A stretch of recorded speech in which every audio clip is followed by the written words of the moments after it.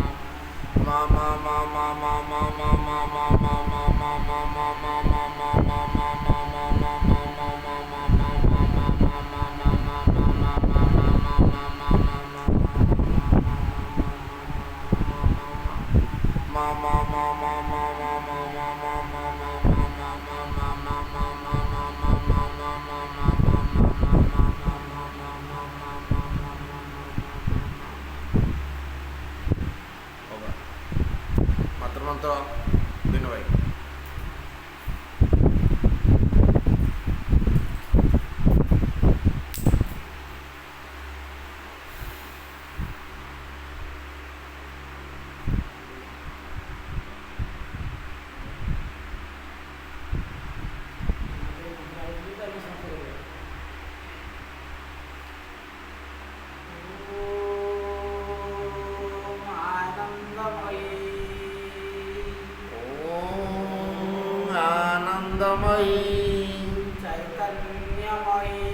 चैतन्यमयी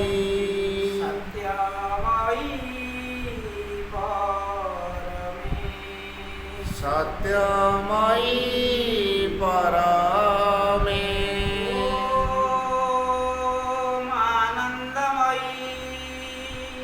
Om Anandamayi चैतन्यमयी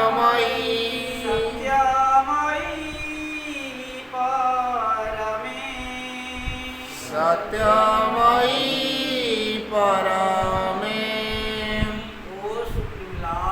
O Supreme Lord, eternal truth, let us obey Thee alone, let us obey Thee alone, and live according to truth. and live according to truth. Paramocha Prabhu, Paramocha Prabhu, Satya Nitya Tvameva Kevalam, Satya Nitya Tvameva Kevalam, Anuvarta Mahe Satyam, Anuvarta Mahe Satyam, Anujivama Kevalam. Anujivam Kevalam. हे परम प्रभु, हे परम प्रभु, चिरंतन सत्य, चिरंतन सत्य, आमे केवल तुम्हारी आज्ञावह होइउठु, तुम्हारी आज्ञावह होइउठु, एवं सत्यर विधान को आश्रय करी, सत्यर विधान को आश्रय करी जीवन धारण करू। ओम Shri Arvind Meera, open my mind, my heart, my life, to your life, your love, your power, in all things. May I see the divine. May I see the divine. Om Sri Arvinda Mira, Om Sri Arvinda Mira, Mor Mana, Hridaya, Daya, O Jivanaku, Tumara Jyoti, Tumari Prema, Tumari Shakti Nikatare, Unmukha Kara, Sakala Vasture, Mu Jepari, भगवान को दर्शन करि पारे। ओम श्री माता शरणं मम, ओम श्री माता शरणं मम, ओम श्री अरविंद शरणं मम, ओम श्री अरविंद शरणं मम, ओम श्री माता शरणं मम, ओम श्री माता शरणं मम, ओम श्री अरविंद शरणं मम, ओम श्री अरविंद शरणं मम।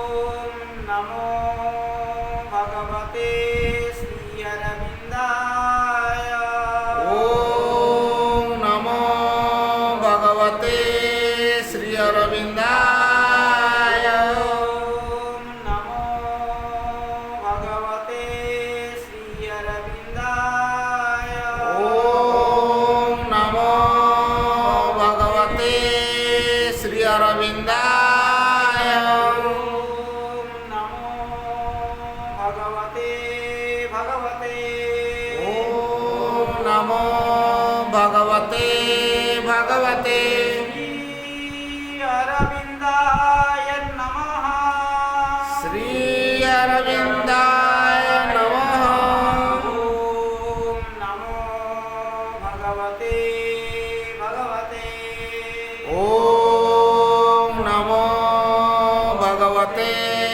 भगवते, श्री अरविंदाय नमः, श्री अरविंदाय नमः। असतो मा सद्गमाय, असतो मा सद्गमय, तमसमा ज्योतिर्गमाय, तमसो मा ज्योतिर्गमय, मृत्युर्मामृतंगमय, मृत्युर्मा अमृतं गमय, सर्वे भवन्तु सुखिनः, सर्वे सन्तु निरामया, सर्वे भद्राणि पश्यन्तु, मा कश्चित् दुःखभाग् भवेत्। ओम देव शांति, अंतरिक्षं शांति, पृथिवी शांति आपः शांति आपः शांति औषधय शांति औषधय शांति वनस्पतय शांति वनस्पतय शांति विश्वे देवा शांति पुष्पे देवा शांति ब्रह्म शांति ब्रह्म शांति सर्व शांति सर्व शांति शांतिरेव शांति शांतिरेव शांति क्षमा शांतिर्दि क्षमा शांति ओम शांति ओम शांति शांति शांति शांति शांति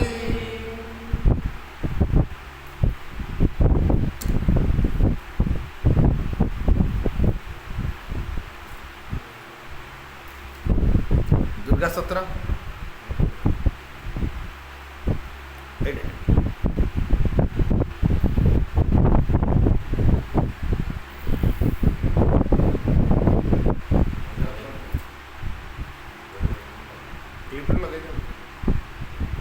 मतहदुर्गे शिववाहिनी सर्वशक्तिदानी मतह शिवप्रे तोर शक्तिं सततामने भारतवर्षर देवण तोर मंदिरे आसन प्रार्थना सुण मातः ए भारतवर्षर बोधः प्रकाश मतहदुर्गे जुग जुग मानवासरे अवतीर्ण होई जन्मे जन्मे तोरी काज करिता धाम कर जाओ मित्र भी जन्म होई तोरी काज जणी पड़ती सुण मातः ए भारतवर्षर बोधः सहाय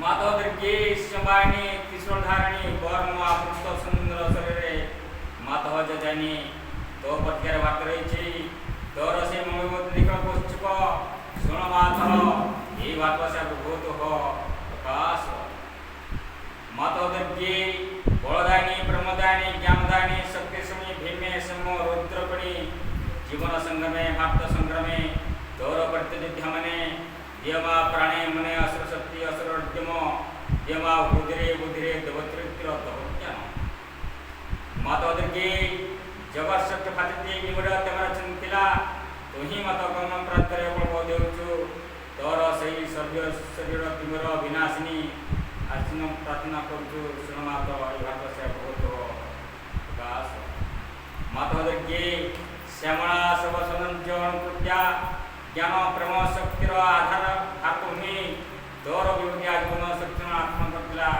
आगत से युग आगत से दिन जेते बेले समग्र विश्वर भास्कंग्री धन करी भातुनी उठुची आसमत प्रकाश माता दुर्गे तोर संतान माने तो पसदे एक बारे महत्काद युक्त हो हे मत विनाश रूपता विनाश सत्व विनाश कर माता दुर्गे कालीर्पणी निर्माणी दिगंबरी कृपाण पाणी देवी असुर विनाशिनी क्रूर निनाद्रे आत्मस्थ विनाश करो कोटि विजय पुरे अमन प्रमोदरे जितने निर्मल निर्मल जब ये प्रार्थना मत प्रकाश माता दुर्गे स्वार्थ में विद्या सुधरे मेरा भारत हे मत अमन को महत् कर महत् पास कर उदार जत कर सत्य सब कर ये पे अपासी निश्चित अलस प्रयत्न न हो माता दुर्गे जुग शक्ति विस्तार करो आमे तोर प्रयत्न अमन को मध्य दृष्टि आचरित मदाश्रय सदावती तपस्या ब्रह्मचर्य सत्य ज्ञान विकास कर जगत कर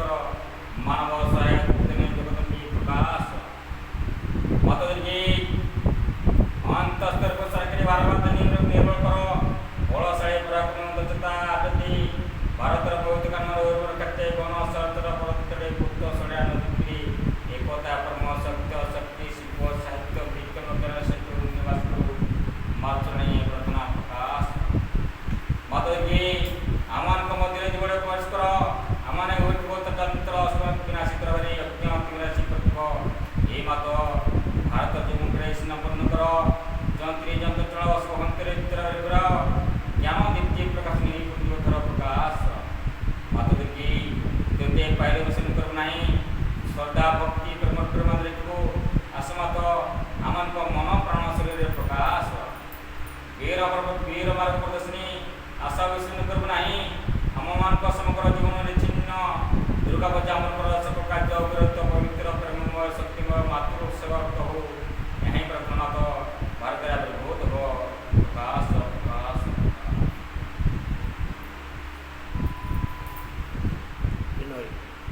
माँ हुई के बोले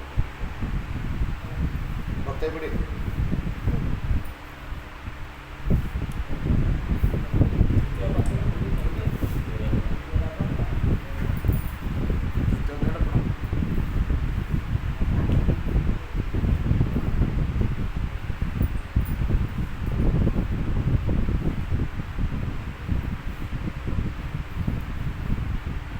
ମହାପୁସ୍ତକ ତୃତୀୟ ଅଧ୍ୟାୟ।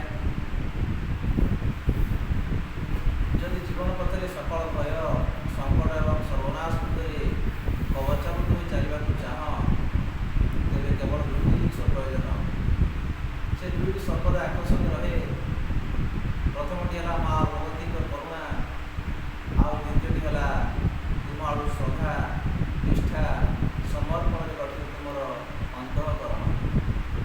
ତୁମର ସ୍ୱଭାବ ଉଚିତ, ଶୁଦ୍ଧ, ସରଳ ଏବଂ ପୂର୍ଣ୍ଣ। ମନ ଓ ପ୍ରାଣର ଅହମାତ୍ମକ ଶ୍ରଦ୍ଧା, ଯେଉଁ ଶ୍ରଦ୍ଧାକୁ ଉଚ୍ଚାଭିଳାଷ, ଗର୍ବ, ଆତ୍ମାଭିମାନ, ମନର ଦମ୍ଭ, ସ୍ୱେଚ୍ଛାଚାରିତା, ବ୍ୟକ୍ତିଗତ ଦାବି, ନିମ୍ନ ପ୍ରକୃତିର ସକଳ ତୁଚ୍ଛ ତୃପ୍ତିର କାମନା କଳୁଷ କରି ରଖିଛି। ସେ ଶ୍ରଦ୍ଧାର ଅନ୍ନତ ଜମାଚ୍ଛନ୍ନ ଶିକ୍ଷା ଷୋଳକ ଦିଗରେ ଉର୍ଦ୍ଧ୍ୱକୁ ପ୍ରଜ୍ୱଳିତ ହୋଇ ଉଠେ ନାହିଁ। ମନେ ରଖ, ଭାଗବତ କର୍ମ ଓ ଭାଗବତ ଅଭିବ୍ୟକ୍ତିରେ ସାହାଯ୍ୟ ନିମିତ୍ତ ତୁମର ଜୀବନ ଦିଆହୋଇଛି। ଆଉ କିଛି ଆକାଂକ୍ଷା କର ନାହିଁ। କେବଳ ଦିବ୍ୟ ଚେତନାର ବିଶୁଦ୍ଧି, ଶକ୍ତି, ଜ୍ୟୋତି, ପ୍ରସାରତା, ପ୍ରଶାନ୍ତି, ଆନନ୍ଦ ସକାଶ ଆକାଂକ୍ଷା କର। ଯେପରିକି ସେହି ଚେତନା ତୁମ ମନ, ପ୍ରାଣ, ଦେହକୁ ରୂପାନ୍ତରିତ ଓ ସର୍ବାଙ୍ଗ ସୁନ୍ଦର କରି ଗଢ଼ିବା ନିମିତ୍ତ ସତତ ସଚେଷ୍ଟ ହୋଇ ଉଠିବ। ଆଉ କିଛି ଚାହ ନାହିଁ। କେବଳ ପୃଥିବୀ ଉପରେ ତୁମ ମଧ୍ୟରେ ଯେଉଁମାନେ ଅଧିକାର ପାଇଛନ୍ତି, ଯେଉଁମାନଙ୍କୁ ଗ୍ରହଣ କରାଯାଉଛି, ସେମାନଙ୍କ ମଧ୍ୟରେ ଭାଗବତ ଆଧ୍ୟାତ୍ମିକ ଅତିମାନ ସତ୍ୟ ଓ ତାହାର ବାସ୍ତବ ସ୍ଥିତିକୁ ଚାହ ଏବଂ ଚାହ ସେହି ଅବସ୍ଥା ଓ ବ୍ୟବସ୍ଥା ଯାହାର ଆନୁକୂଲ୍ୟରେ ହେବ ଏହି ସତ୍ୟର ସୃଷ୍ଟି ଏବଂ ସକଳ ଶକ୍ତି ଉପରେ ପୂର୍ଣ୍ଣ ବିଜୟ। ତୁମର ଆନ୍ତରିକତା ଓ ତୁମର ସମର୍ପଣ ହେଉ ଯଥାର୍ଥ ଏବଂ ସମ୍ପୂର୍ଣ୍ଣ।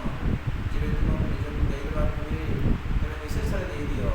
କୌଣସି ଦାବି, କୌଣସି ସର୍ତ୍ତ, କୌଣସି କୁଣ୍ଠିତ ଭାବ ରଖ ନାହିଁ, ଯଦ୍ୱାରା ତୁମର ସକଳ ବସ୍ତୁ ଦିବ୍ୟ ଜରଣୀଙ୍କର ହୋଇଯିବ। ଅହଙ୍କାର ପାଇଁ ଅଥବା ଅନ୍ୟ କୌଣସି ଶକ୍ତିକୁ ଦେବା ସକାଶେ ଯେପରି ଆଉ କିଛି ଅବଶିଷ୍ଟ ନଥିବ।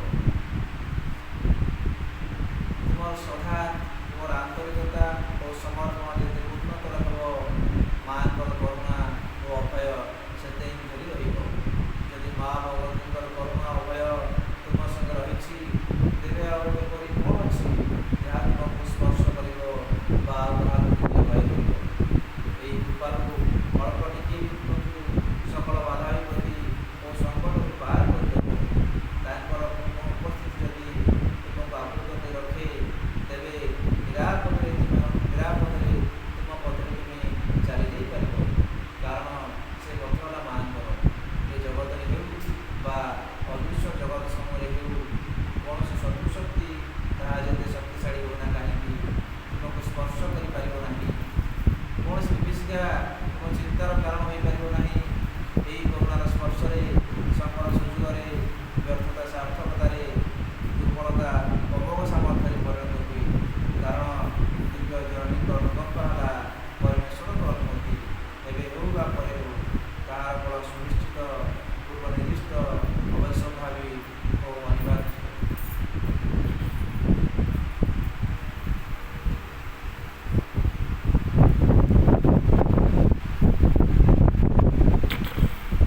बहुत बहुत धन्यवाद भक्त भाई। बर्तमान आम परवर्ती कार्यक्रम को आसवा।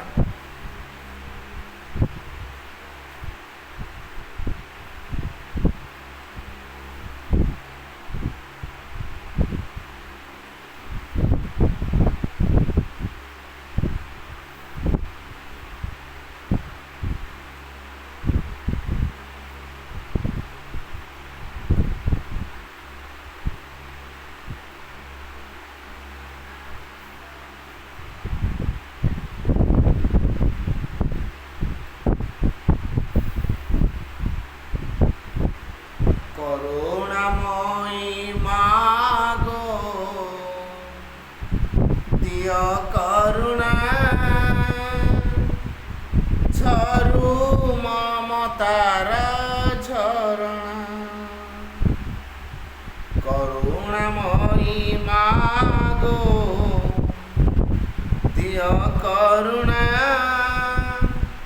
ଝରୁ ମମତାର ଝରଣା। ଏ ଜୀବନେ ଆମ ହରି ଦିଅ ମାଗୋ, ଏ ଜୀବନେ ଆମ ହରି ଦିଅ ମାଗୋ, ସେ ନେହ ଶାନ୍ତି ସୁଷମା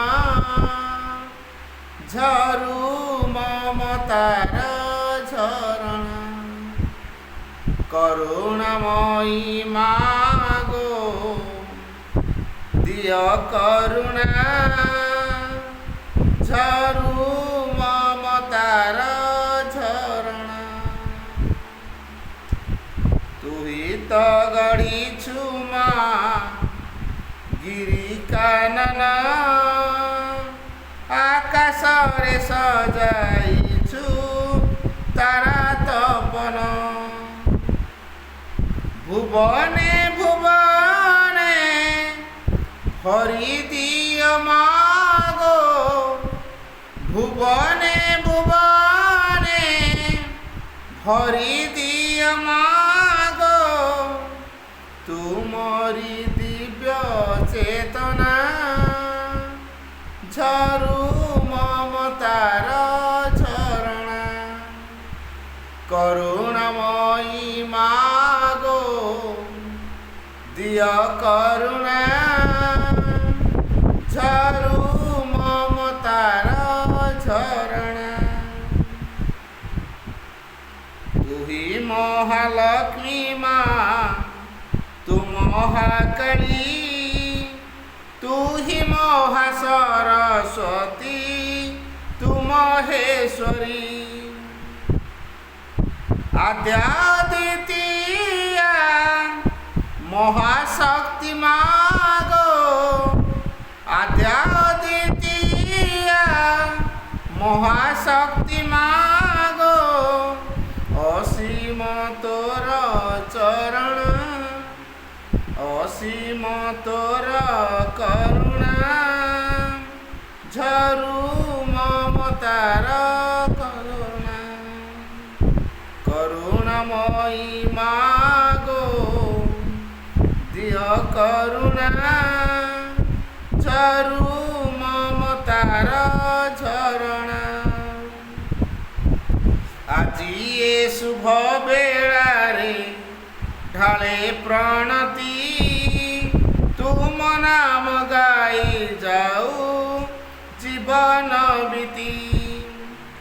ଜନମେ ଜନମେ তো কর্ম করি মা জনমে জনমে তো কর্ম করি মা গাইবি তোর বন্দনা ঝরু মমতার ঝরণা করুণাময়ী মা গো দিয় করুণা ঝরু মমতার ঝরণা।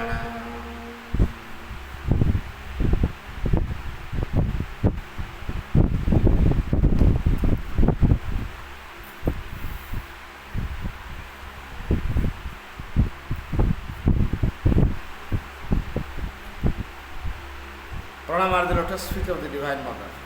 Pranamai Ma, Param Prabhu Sri Aurobindo. এটার উপস্থিত ଥିବା ସମସ୍ତ ଦିବ୍ୟ ଅଭିଷେକ ଭାଇମାନେ ଲକ୍ଷ୍ମୀଧର ଭାଇଙ୍କର ଆଜି ଏ ନୂତନ ଗୃହ ପ୍ରତିଷ୍ଠା ତାର ଗୋଟେ ଆଭିମୁଖ୍ୟ ରହିବା ଦରକାର। ଯେମିତି ଆମେ ପୂର୍ବରୁ ଯାହା ଥିଲେ ଯେଉଁ ଘରେ ରହୁଥିଲେ ନୂଆ ଘରକୁ ଆସିଲେ ତେଣୁ ସବୁକିଛିର ନୂତନତାକୁ ଆମେ ଆଦରି ନେଲେ, ତେଣୁ ଜୀବନକୁ ମଧ୍ୟ ନୂଆ ଢଙ୍ଗରେ ଗଢ଼ିବା। ତେଣୁ ନୂତନତାର ଗୋଟେ ଅଭିଯାନ ବା ନୂତନତାର ପଥରେ ଆମମାନେ ଯେମିତି ଚାଲିପାରିବା ସେଇ କଥାଟିକୁ ଗ୍ରହଣ କରିବା। ତ ଏଇ ନୂତନତା ଆସିବ କେମିତି? ଆମେ ତ ଆଗରୁ ଗୋଟେ ପ୍ରକାର ଜୀବନ ବଞ୍ଚି ଆସିଛୁ, ଏ ପୁଣି ଗୋଟେ ନୂଆ ପ୍ରକାର ଜୀବନ ବଞ୍ଚିବା। କ'ଣ ଆଉ ଭାତ ଡାଲି ତରକାରୀ ଖାଇବାନି ନା କ'ଣ? ନୂଆ ଜୀବନ ନୂଆ ଜୀବନରେ କ'ଣ ହେବ? ଭଗବାନଙ୍କୁ ସାଙ୍ଗ କରାହବ। ଏଇ ମା ଶ୍ରୀ ଅରବିନ୍ଦଙ୍କୁ ସାଙ୍ଗ କରାହବ। ସିଏ ଆମର ସବୁକିଛି ହେବେ, ଆମ ସାଥୀ ହେବେ, ଆମ ସହଚର ହେବେ, ଆମ ଜୀବନର ମାର୍ଗଦର୍ଶକ ହେବେ, ଆମ ସବୁକିଛି ସେ, ଆମ ଲକ୍ଷ୍ୟ ମଧ୍ୟ ସେ। ଏଇ ଯେଉଁ ଜୀବନର ମାର୍ଗଦର୍ଶକ ସେ ହେବେ, ତାଙ୍କୁ ଆମେ କେଉଁ ରୂପରେ ଗ୍ରହଣ କରିବା?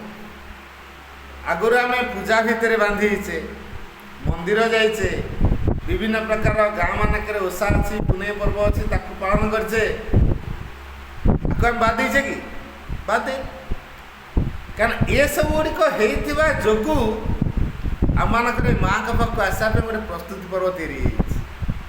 ଯେମିତି ହାଇସ୍କୁଲରେ ପାଠ ପଢ଼ିବା ପୂର୍ବରୁ ପ୍ରାଇମେରୀ ସ୍କୁଲରେ ଯେମିତି ଚକ କଳ ଶିଖିବାକୁ ପଡ଼େ, ଅକ୍ଷର ଶିଖିବାକୁ ପଡ଼େ, ସଂଖ୍ୟା ଚିହ୍ନିବାକୁ ପଡ଼େ, ହରଣ ଗୁଣନ ମିଶାଣ ଫେଣାଣ କରିବାକୁ ପଡ଼େ, ଧାରା ଗଣିତ କିଛି କରିବାକୁ ପଡ଼େ, ଇଏ ପ୍ରାଇମେରୀ କ୍ଲାସ୍ କୋର୍ସ ଭିତରେ ଅଛି, ପାଠପଢ଼ା ଭିତରେ ଅଛି।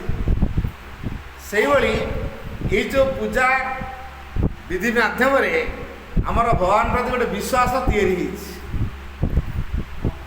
ତେଣୁ ଜୀବନରେ ଭଗବାନ ସବୁକିଛି କରିପାରିବେ। କିଛି ଅସୁବିଧା ହେଲେ ତାଙ୍କୁ ଡକାଯିବ, ଗାଁରେ କିଛି ଅସୁବିଧା ହେଲେ ଆମ ଗ୍ରାମ ଦେବୀଙ୍କୁ ଡକାହେବ। ଏଇ ବିଶ୍ୱାସରେ ଲୋକମାନେ ପୂଜା କରୁଛନ୍ତି। ତାଙ୍କର ଗୋଟେ ଶାଳ ଗ୍ରାମ ମଧ୍ୟ ଶାଳ ମଧ୍ୟ ରଖିଛନ୍ତି। ତେଣୁ ଯେଉଁ ଠାକୁରାଣୀ ଶାଳ କରାହେଇଛି, ସେଠି ଠାକୁରାଣୀଙ୍କୁ ଆରାଧନା କରନ୍ତି। ଗାଁର ଦୁଃଖ ସୁଖ ଭଲ ମନ୍ଦ ସବୁ ଜଣାନ୍ତି ଏବଂ ଜୀବନରେ ଟିକେ ସୁଖ ସ୍ୱାଚ୍ଛନ୍ଦ୍ୟ ଲାଭ କରିବା ପାଇଁ, ତେଣୁ ଯେଉଁ ଜୀବନରେ ସୁଖ ସ୍ୱାଚ୍ଛନ୍ଦ୍ୟ ଲାଭ କରିବା ପାଇଁ ମା ଦରକାର ହୁଅନ୍ତି। ତେଣୁ ଯେଉଁ ମା ଦରକାର ହୁଅନ୍ତି, ତେଣୁ ଥରେ ଆମେ କେବେ ଚିନ୍ତା କରିଛୁ କି ପ୍ରକୃତରେ ମା କିଏ? ପ୍ରକୃତ ମା କିଏ? ଆମକୁ ଯିଏ ଜନ୍ମ ଦେଇଛନ୍ତି ସେଇ ମା ନା ଅନ୍ୟ କେଉଁ ମା? ଆମକୁ ଜନ୍ମ ଦେଇଛନ୍ତି ଯେଉଁ ମା, ତାଙ୍କୁ ବି ଜନ୍ମ ଦେଇଛି କିଏ? ଜଣେ ମା। ସାରା ସଂସାରକୁ ମଧ୍ୟ ଜନ୍ମ ଦେଇ ଜଣେ କିଏ? ମା।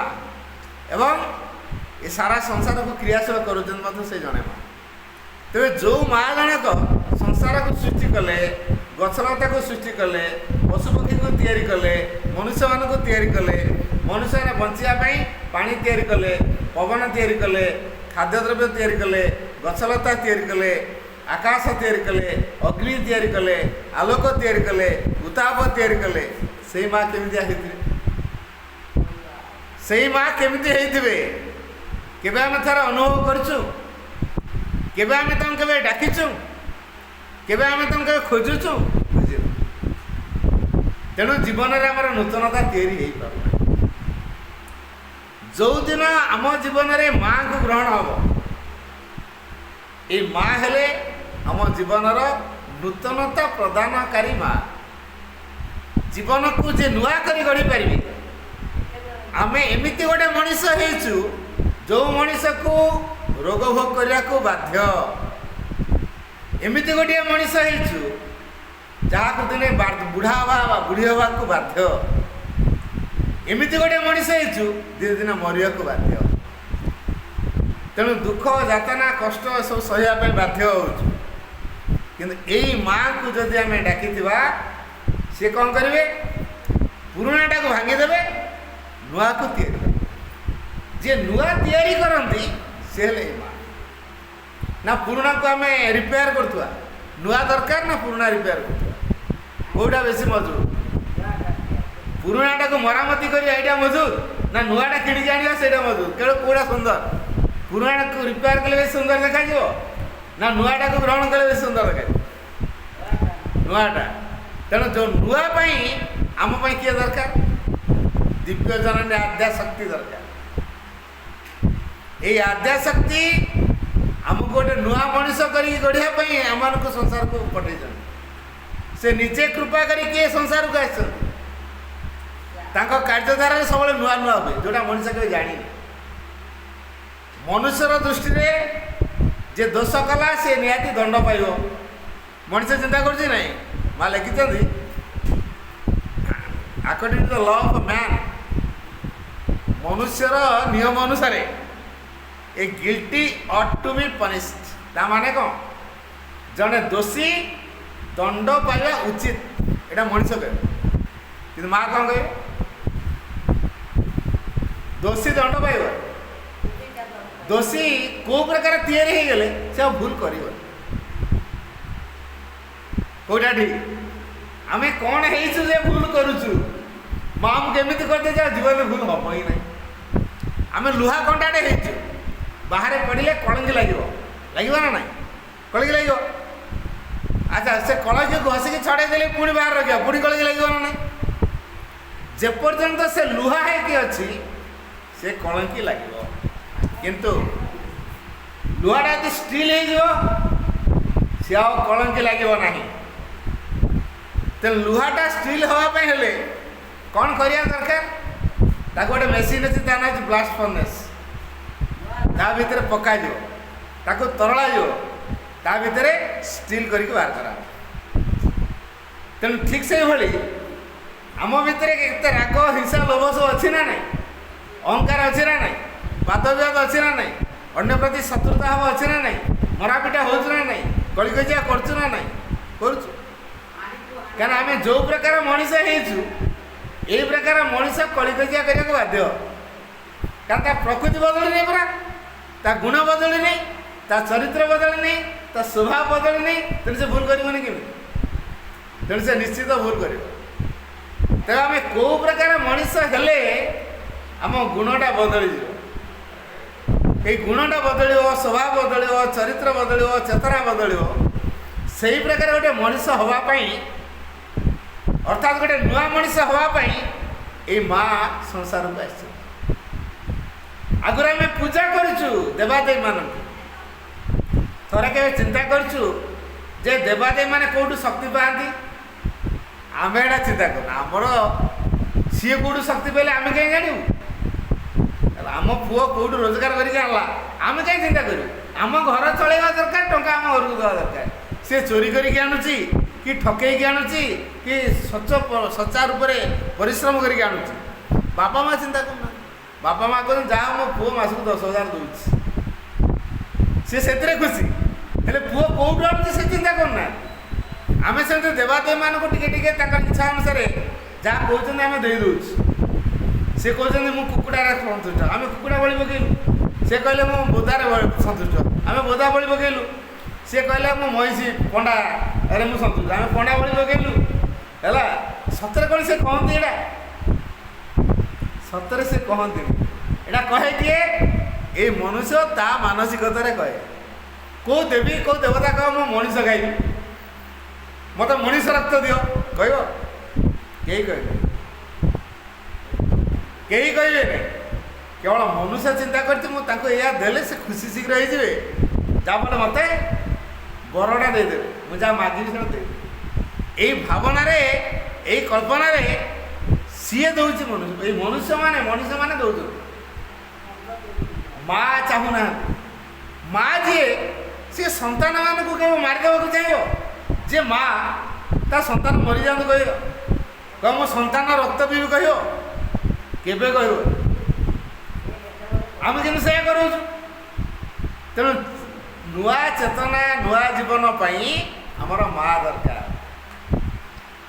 तेणु जो माँ ता पिला को केवल स्नेह दिए प्रेम दिए करुणा दिए जहाँफल ता स्नेह प्रेम रे पिला तार एते मजबूत हो जाए एते आनंदित हो जाए से आ भूल कोड़ा जानी ही पारे तेणु जीवन में भूल हुए तेणु जो माँ एते करुणा करती जो माँ एते आनंद दियंती जो माँ एते स्नेह करती आम से माँ दरकार ना नहीं से माँ आमर दरकार से माँ टाइम पाई तेणु जीवन को जी बदल पारे नुआ जीवन देवे से हेले माँ आद्याशक्ति दिव्यजननी श्री माँ यही माँ पूजार आवश्यक नहीं नड़िया कदली धूप दीप आवश्यक नहीं कारण यही माँ पूजा पाइबापी आसी नहांती यही माँ काम करने आसी कौन काम करेंगे आम भितर केमिति आम भगवान को डाकी पारिबा आम भितर केमिति आम भगवान को व्याकुल भाव में इच्छा करिपार आम भितर भगवान प्रति केमिति जीवन बंची पारिबा आम जीवन में सब समय केमिति भगवान का सहायता पर निर्भर करिपारिबा এই অবস্থা এই ভাবধারাକୁ ଆମ ଭିତରେ ଏ ମା ତିଆରି କରନ୍ତି। କାରଣ ଆମେ ହେଲେ ତା ସନ୍ତାନ ଛୁଆ, ଯଦି ଆମେ ହେଲେ ଛୁଆ, ଆଚ୍ଛା ଛୁଆ କଥା ମା ବୁଝିବ ନା ଆଉ କିଏ ବୁଝିବ? ସିଏ କ'ଣ ଖାଇବ, କ'ଣ ପିନ୍ଧିବ, କୁଆଡ଼େ ଯିବ, କି କାମ କରିବ, ସବୁ କଥା କିଏ ବୁଝିବ? ତା ଦେହ ପା ଭଲ ମନ୍ଦ ହେଲା କିଏ ବୁଝିବ? ତା ମା ବୁଝିବ। ତା ଲାଳନ ପାଳନ କିଏ କରିବ? ତା ମା ହିଁ କରିବ। ତାକୁ ଗାଧେଇ ଦେବ, ମୁଣ୍ଡ କୁଣ୍ଡେଇ ଦେବ, ପାଉଡ଼ର ଲଗେଇ ଦେବ, ଅସନା ହେଇଥିଲେ ଝାଡ଼ା କରିକି ଅସନା ହେଇଥିଲେ ତ ସଫା ବି କରିଦେବ। କିଏ କରିବ? ତା ମା ହିଁ କରିବ। ତେଣୁ ଯେହେତୁ ତା ମା ହିଁ କରିବ, ତେଣୁ ଆମ ସେମିତି ଆମ ଭିତରେ ଅନେକ ଗୋଳମାଳ ଅଛି ନା ନାହିଁ, ରାଗ ହିଂସା ଅଛି ନା ନାହିଁ, ବ୍ୟସ୍ତ ହେବା ଦରକାର। କିନ୍ତୁ ଯଦି ଦେବାଦେବୀଙ୍କୁ ଡାକୁଥିବା ତାହେଲେ ଏଇ ଗୁଣ ଗୁଡ଼ା ମୋଟେ ବଦଳିବ ନାହିଁ। ରାଗ କମିବ ନାହିଁ, ଲୋଭ କମିବ ନାହିଁ, ହିଂସା କମିବ ନାହିଁ, କଳି କରିବା ଗୁଣ କମିବ ନାହିଁ, ହଣା କଟା ହେବା କମିବ ନାହିଁ। ଯଦି ଆମେ ପୂଜା କରୁଥିବା ଦେବାଦେବୀ, କିନ୍ତୁ ଏଇ ମାଆଙ୍କୁ ଯଦି ଡାକୁଥିବା, ମା ମୋତେ ତୁମେ ତୁମ ଧାରାରେ ଗଢ଼, ମୁଁ ତମ ପିଲା, କେମିତି ହେବା ଦରକାର ତ ମୋତେ ସେମିତି ଗଢ଼। ତାପରେ ମା ଏମିତି ଭାବରେ ଗଢ଼ିବେ ଆମେ ରାଗି ପାରିବାନି, ରାଗ ଥିଲେ ବି ରାଗିପାରିବାନି, ହିଂସା ଥିଲେ ବି ହିଂସା କରିପାରିବାନି, ଘୃଣା କରିପାରିବାନି କାହାକୁ, ଭଲ ପାଇବା ସମସ୍ତେ। କାରଣ ଏ ମା ହେଲେ ପ୍ରେମମୟୀ, ସେ ସମସ୍ତଙ୍କୁ ପ୍ରେମ ପ୍ରଦାନ କରନ୍ତି, ଆନନ୍ଦ ବିତରଣ କରନ୍ତି, ବାଣ୍ଟନ୍ତି। ତେଣୁ ତାର ପ୍ରେମରେ ତାର ଆନନ୍ଦରେ ତା ସନ୍ତାନ ଏତେ ମଜଗୁଲ ହେଇଯାଏ, ସେ କେବଳ ମା ମା ମା ମା, କେବଳ ମା ମା। ଜଣେ ମାଆଙ୍କ ପିଲା ସେ ଇ ମାଆକୁ କହିଲା, ତମେ ତ ମୋର ସୁପ୍ରିମ ମଦର, ପରମା ଜନ, ମୁଁ ପୁଣି କ'ଣ ମାଗିବି ତମକୁ? ତମେ କ'ଣ ମୋର ଜାଣିନ ମୋର କ'ଣ ଦରକାର? ଯିଏ ମା ସେ ସନ୍ତାନର କ'ଣ ଦରକାର ଜାଣିଛି। ଛୁଆ ଏଇନା କାନ୍ଦିବ, ସେ ଖାଇବା ପାଇଁ କାନ୍ଦୁଛି କି ଶୋଇବା ପାଇଁ କାନ୍ଦୁଛି କି ବୁଲିଯିବା ପାଇଁ କାଖ ହେବା ପାଇଁ କାନ୍ଦୁଛି, ତା କାନ୍ଦଣାକୁ ଠରେଇକି ତା ମା ଜାଣିଦେବ ମୋ ଛୁଆ ବର୍ତ୍ତମାନ ବୁଲିବା ପାଇଁ ଚାହୁଁଛି, ଶୋଇବା ପାଇଁ ଚାହୁଁଛି, ଖାଇବା ପାଇଁ ଚାହୁଁଛି। ତା କାନ୍ଦଣାରେ ଠରେଇ ଦିଏ ତା ଛୁଆ କ'ଣ ଚାହୁଁଛି। ସେଇଭଳି ସେ ଶିଷ୍ୟ ଜଣକ କହିଲେ, ତମେ ତ ମୋର ପରମା ଜନ, ମୁଁ ଆଉ କାହାକୁ ମାନିଛି ଯେ? ମୋ ଜୀବନର ତ ସବୁ କିଛି, ମୁଁ ଆଉ ଜାଣିନି ସଂସାରରେ ଭଗବାନଙ୍କୁ, ମୁଁ ଆଉ ଜାଣିନି ସଂସାରରେ ଭଗବାନ କିଏ।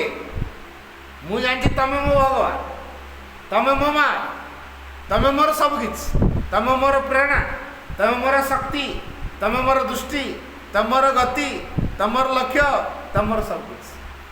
ଆଉ କିଏ ଭଗବାନ ମୁଁ ଜାଣିନି। ମୁଁ ଯଦି ଆଉ କିଏ ଭଗବାନ ଜାଣିନି, ତେଣୁ ମୋର ଯାହା ଦରକାର ମୁଁ କଣ ତମକୁ ଜାଣେ, କାରଣ ମୁଁ ତମକୁ ଜାଣେ, ତମେ ମୋର ପରମା ଜନନୀ। ଆଉ କୋଉଠି ଭଗବାନ? ଆଉ ଭଗବାନ ମୁଁ ଜାଣେ। ତାପରେ ଆଶ୍ରମ ପ୍ଲେଗ୍ରାଉଣ୍ଡକୁ ଆସିଲା ବେଳେ ଦେବୀ ଦୁର୍ଗାଙ୍କ ସହିତ ତାଙ୍କର ଦେଖା। ଦେବୀ ଦୁର୍ଗାଙ୍କୁ ମା କହିଲେ, ଏଇ ମା କହିଲେ, ଦିବ୍ୟଜନନୀ କହିଲେ, କ'ଣ ତମମାନଙ୍କର ବଦଳିବା ପାଇଁ ସମୟ ହେଇନି? ସମୟ ହେଇଛି, ଆମେ ଚାହୁଁଛୁ ବଦଳିବା ପାଇଁ, ହେଲେ ଏଇ ମଣିଷମାନେ ପରା ଆମକୁ ପୂଜା କରିକି ଅଟକେଇ ରଖିଛନ୍ତି। ଦୁର୍ଗା କ'ଣ କହିଲେ? ଏ ମଣିଷମାନେ ଆମମାନଙ୍କୁ ପୂଜା କରିକି ବାନ୍ଧିକି ରଖିଛନ୍ତି, ଛାଡ଼ି ଦେଉନାହାନ୍ତି ବଦଳିବା ପାଇଁ।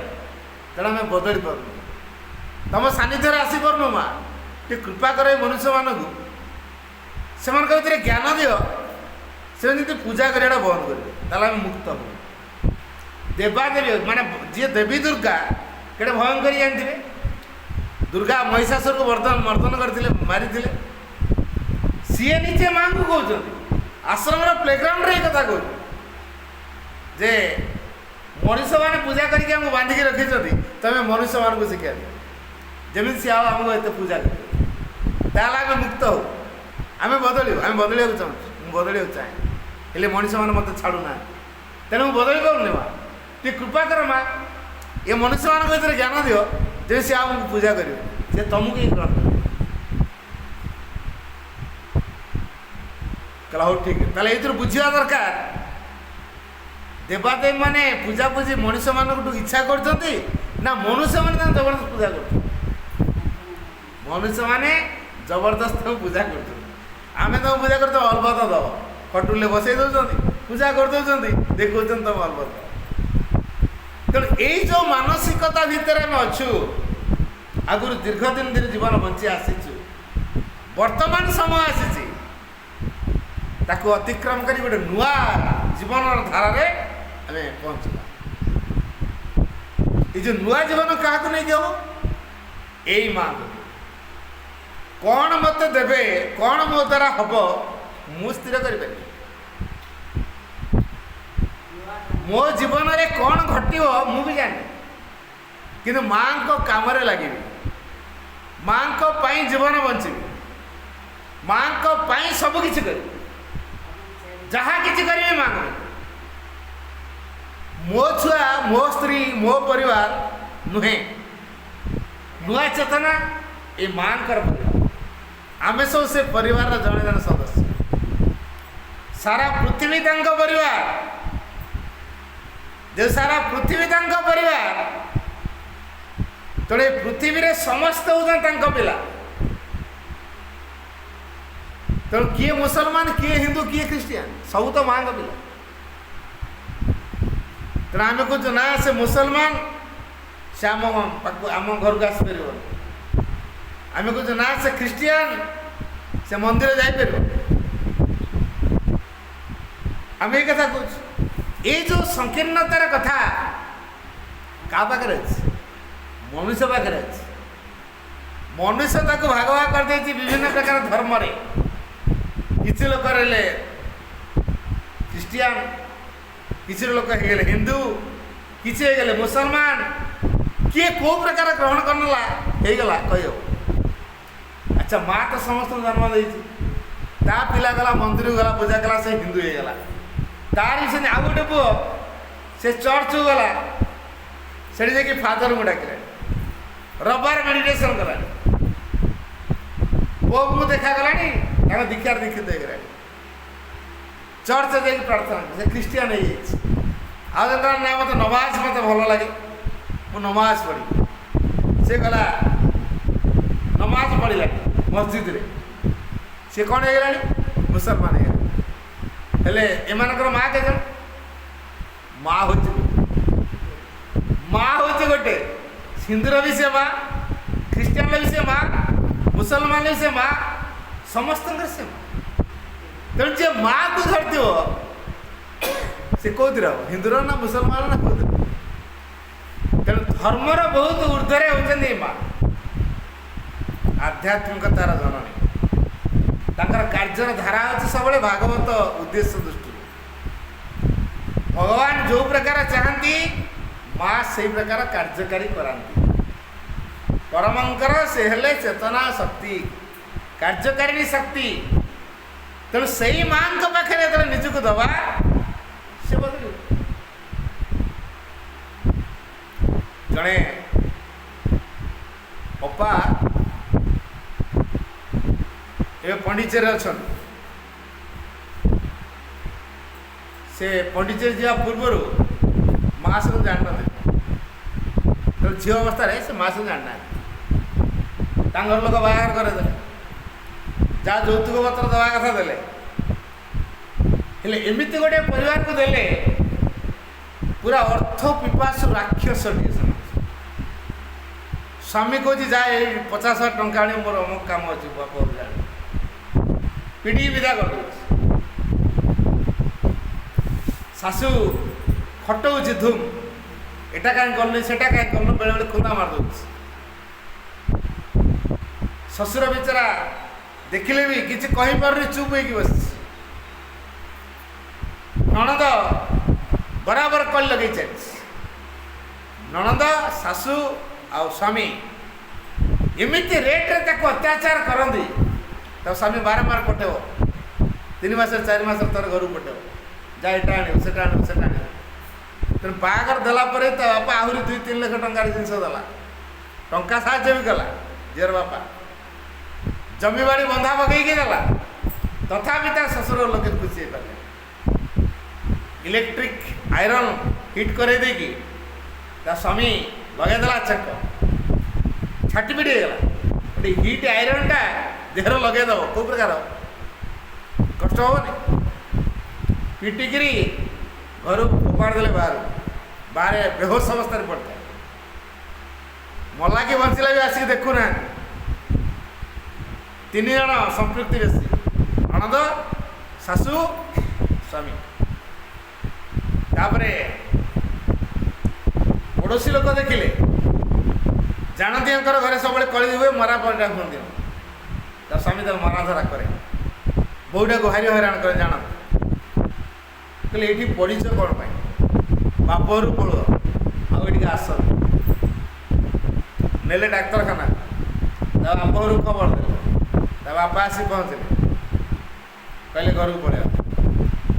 କହିଲେ ନା, ସେଇ ଶାଶୁ ସେ ଯା ନା, ମୁଁ ଆଉ ଏତେ କଷ୍ଟ ସହିପାରିବି, ମୁଁ ଆଉ ଏତେ କଷ୍ଟ ସହିପାରିବି। ଶେଷରେ ତାହେଲେ ମୁଁ ନିଜ ତମ ଉପରେ ବୋଝ ହେଇପାରିବିନି। ତମେ କଷ୍ଟ ସହିପାରିବନି ବୋଲି କହୁଛ, ହେଲେ ମୁଁ ଝିଅ ବିଦା କଲା ପରେ ବାପ ଘରେ ମୁଁ ବୋଝ ହେଇପାରିବିନି।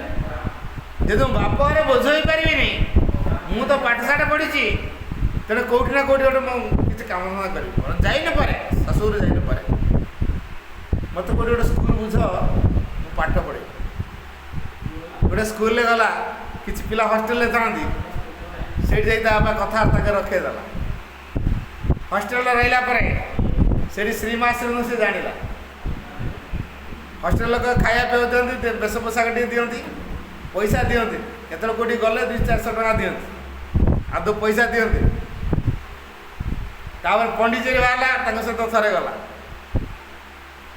ପଣ୍ଡିଚେରୀ ଯେତେବେଳେ ଗଲା, ଦେଖିଲା ବଢ଼ିଆ ତ ଏଇ ଜାଗାଟା। ସମାଧିରେ ଯେତେବେଳେ ଶ୍ରୀ ଅରବିନ୍ଦଙ୍କ ସମାଧି ଯେତେବେଳେ ପ୍ରଣାମ କଲା, ଏଇ ପଣ୍ଡିଚେରୀରେ ରହିବା, ଏମାନେ ତ ପଇସା ଦେଉନାହାନ୍ତି, ଜୀବନ ତମାମ ତ ମୁଁ ଯଦି ସେ ସ୍କୁଲରେ କଟେଇ ଦେବି, ମୋର ଦେହ ପା ଭଲ ମନ୍ଦ ହେଲେ ଏମାନେ ଆଦୌ ବୁଝିବେ ନାହିଁ। ଜୀବନଟା ମୋର କଟିଗଲେ ବି ଏମାନେ ମୋର ଲାଇଫ୍ ରିସ୍କ ନେବେ। ମୁଁ ସେଇ ମାଙ୍କ କାମ କରିବି, ମୁଁ ପଣ୍ଡିଚେରୀରେ ଯଦି ରହିଯିବି ତାହେଲେ କ'ଣ ହେବ? ପଣ୍ଡିଚେରୀରେ ରହିବି, କଥାବାର୍ତ୍ତା କରିକି 2-3 ଥର ଆସିଲା ପଣ୍ଡିଚେରୀ। ତାପରେ ପଣ୍ଡିଚେରୀରେ କଥାବାର୍ତ୍ତା କରି ପଣ୍ଡିଚେରୀରେ ରହିଲା ପରେ ଦିନେ ଡାଇନିଂରେ ମୁଁ ଧାଡ଼ିରେ ଯାଉଛି, ମୋ ସହିତ ଆଉ କିଛି ଅଛନ୍ତି ଧାଡ଼ିରେ ଯାଉଛନ୍ତି। ସେ ଡାଇନିଂ ସାରିକି ଜଗିଛି ମୋ ସହିତ କଥା ହେବ। ତାପରେ 3 ଦିନ ହେଲା ଜଗିଲାଣି, କଥା ହେଇପାରୁନି। ଲାଷ୍ଟ ଦିନ ପୁରା ଜଗିକି ରହିଲା। ମୁଁ ଗୋଟେ ଖାଇସାରିକି ଆସି ବସ୍ତା, ଗୋଟେ ଲନ୍ଟେ ଅଛି, ସେ ପିଣ୍ଡିରେ ବସିଛି। ଆସିଲା, କହିଲା ଭାଇ ମୁଁ ଆପଣ 3 ଦିନ ହେଲା କଥା ହେବି ବୋଲି ଜଗିକି ରହୁଛି, ଆଉ ଆପଣ ଦଳ ସହିତ ପଳାଉଛନ୍ତି, ମୁଁ ଆଉ କଥା ହେଇପାରୁନି। କହିଲେ କ'ଣ ହେଲା? ମୁଁ ତ ଜାଣିନି ଆପଣଙ୍କୁ, ଆପଣ ଏ ପଣ୍ଡିଚେରୀ ଆଶ୍ରମରେ ରହୁଛନ୍ତି। କହିଲେ ହଁ। ମୁଁ ଭାଇ ଆପଣଙ୍କୁ ଜାଣିଛି, ଆପଣ ଥରେ ଆମ ସ୍କୁଲକୁ ଯାଇଥିଲେ, ସେଠି ଗୋଟିଏ କଥା କହିଥିଲେ, ସେଟା ମୋ ଜୀବନରେ ଏମିତି ପ୍ରଭାବ ପକାଇଲା। ମୁଁ ଆଜି ମାଆଙ୍କ ପାଖକୁ ଆସିଛି। ମୁଁ ମା ସେମାନଙ୍କୁ ଜାଣିନଥିଲି, ମୋ ସହିତ ଟିକେ କଥା ମୋର ହବାର ଅଛି ଭାଇ। ମୁଁ ଏବେ ତ ଦଳ ଅଛନ୍ତି, ମୁଁ ରୁମ୍କୁ ନେଇକି ଯିବି, ଆଉ କେତେବେଳେ ଦେଖା ହେଇପାରିବ? ମୁଁ 4ଟା ବେଳେ ସି ବିଚ୍ ପାଖରୁ ମୁଁ ଆସି ପହଞ୍ଚିପାରିବି। ହଁ ଭାଇ, ମୁଁ ସେଠି ଦେଖା କରିବି। ତାପରେ ସେ ଦେଖା ହେଲା, ବହୁତ ସମୟ କଥା ହେଲା। କହିଲା ଆପଣଙ୍କର ସେ ପଦଟିଏ କଥାଟି, ଯାହା ଜୀବନରେ ବାଧାବିଘ୍ନ ଆସେ ତା ଜୀବନ ବହୁ ସମ୍ଭାବନାରେ ପୂର୍ଣ୍ଣ। ବାଧାବିଘ୍ନ ଯେତେ ବିରାଟ, ଅଗ୍ରଗତି ସେତେ ବିଶାଳ। ବାଧାବିଘ୍ନ ଆସେ ସବୁ କିଛି ସତ୍ତ୍ୱେ ମନୁଷ୍ୟକୁ ଶିକ୍ଷା ଦେବା ନିମିତ୍ତ। ବାଧାବିଘ୍ନ ଭାଗବତ କରୁଣା ସ୍ୱରୂପ, ଭଗବାନଙ୍କ କରୁଣା ବାଧାବିଘ୍ନ ରୂପରେ ପଠାଇଥାଏ। ଏଇ କେତୋଟି କଥା ଯେଉଁ ଶୁଣିଥିଲା, ସେ ତାକୁ ଶୁଣିକିରି ଧୈର୍ଯ୍ୟ ଧରିକି ରହିଥିଲା। ଯେହେତୁ ମୁଁ ଅନେକ କଷ୍ଟ ସହୁଛି, ନିଶ୍ଚୟ ମୋ ଜୀବନରେ କିଛି ଗୋଟେ ସମ୍ଭାବନା ଅଛି। ଅନେକ ବାଧା, ବିରାଟ ବାଧା ମାନେ ମୋର ବିରାଟ ଅଗ୍ରଗତିର ସମ୍ଭାବନା ଅଛି। ତେଣୁ ଆପଣ କଥା ମୋତେ ଏନର୍ଜି ଦେଇଥିଲା, ଶକ୍ତି ଦେଇଥିଲା, ଧୈର୍ଯ୍ୟ ଦେଇଥିଲା, ସାହସ ଦେଇଥିଲା। ତେଣୁ ମୁଁ ସବୁ କିଛିକୁ ସାମ୍ନା କରିଥିଲି। ଆଉ ଆଜି ସେଇ ଶକ୍ତି ଏତେ କାମ କଲା ଯେ ମୁଁ ପଣ୍ଡିଚେରୀରେ ମାଙ୍କର ସେବା କରିବାର ସୁଯୋଗ ପାଇଛି। ମୁଁ ଯାହା ଭଲ ହେଲା। ତେବେ ଏଇ ମାଆଙ୍କୁ ଆହୁରି ନିବିଡ଼ ଭାବରେ ଦେଖ। ତମେ ୟା ପୂର୍ବରୁ କେଉଁ ପ୍ରକାର ଜୀବନ ବଞ୍ଚିଥିଲ, ଏବେ ତମର ଜୀବନ କେମିତି? ତମ ଶାଶୁ ଶ୍ୱଶୁର ଘରେ ଯଦି ଟର୍ଚର କରିନଥାନ୍ତେ, ଅତ୍ୟାଚାର କରିନଥାନ୍ତେ, ତମେ କ'ଣ ମାଆଙ୍କୁ ଜାଣିପାରିଥାନ୍ତେ? ନାଇଁ, ଭଗବାନଙ୍କୁ ଡାକି ପାରିଥାନ୍ତ ନା। ଏ ସବୁ କିଛି ତମ ଭିତରେ ମା କରେଇଛନ୍ତି। ତେଣୁ ପ୍ରତ୍ୟେକଙ୍କ ଜୀବନ ପାଇଁ ଆଧ୍ୟାତ୍ମିକ ଦିଗରେ ଅଗ୍ରଗତି କରିବା ପାଇଁ ଯାହା ଯାହା ଦରକାର ମା ସେଇ କଥା ଇଏ ହେଉଛନ୍ତି ସେଇ ମା। ଆଧ୍ୟାତ୍ମିକ ଚେତନାର ବିକାଶ ପାଇଁ ଯାହା ଦରକାର ଏ ମା କରିବେ। କାହା ପାଇଁ ଗରିବ ଅବସ୍ଥା ତ ଆଧ୍ୟାତ୍ମିକ ଜୀବନ ପାଇଁ ଅନୁକୂଳ, ମା ତ ଗରିବ କରିବେ, କାରଣ ତା ପାଇଁ ଆଧ୍ୟାତ୍ମିକ ଦିଗର ବିକାଶ ହେବ। ହୁଏତ ପ୍ରଚୁର ଧନ ସମ୍ପତ୍ତି ରହିଲେ ତା ଭିତରେ ଗୋଟେ ଇଗୋ କାମ କରିବ।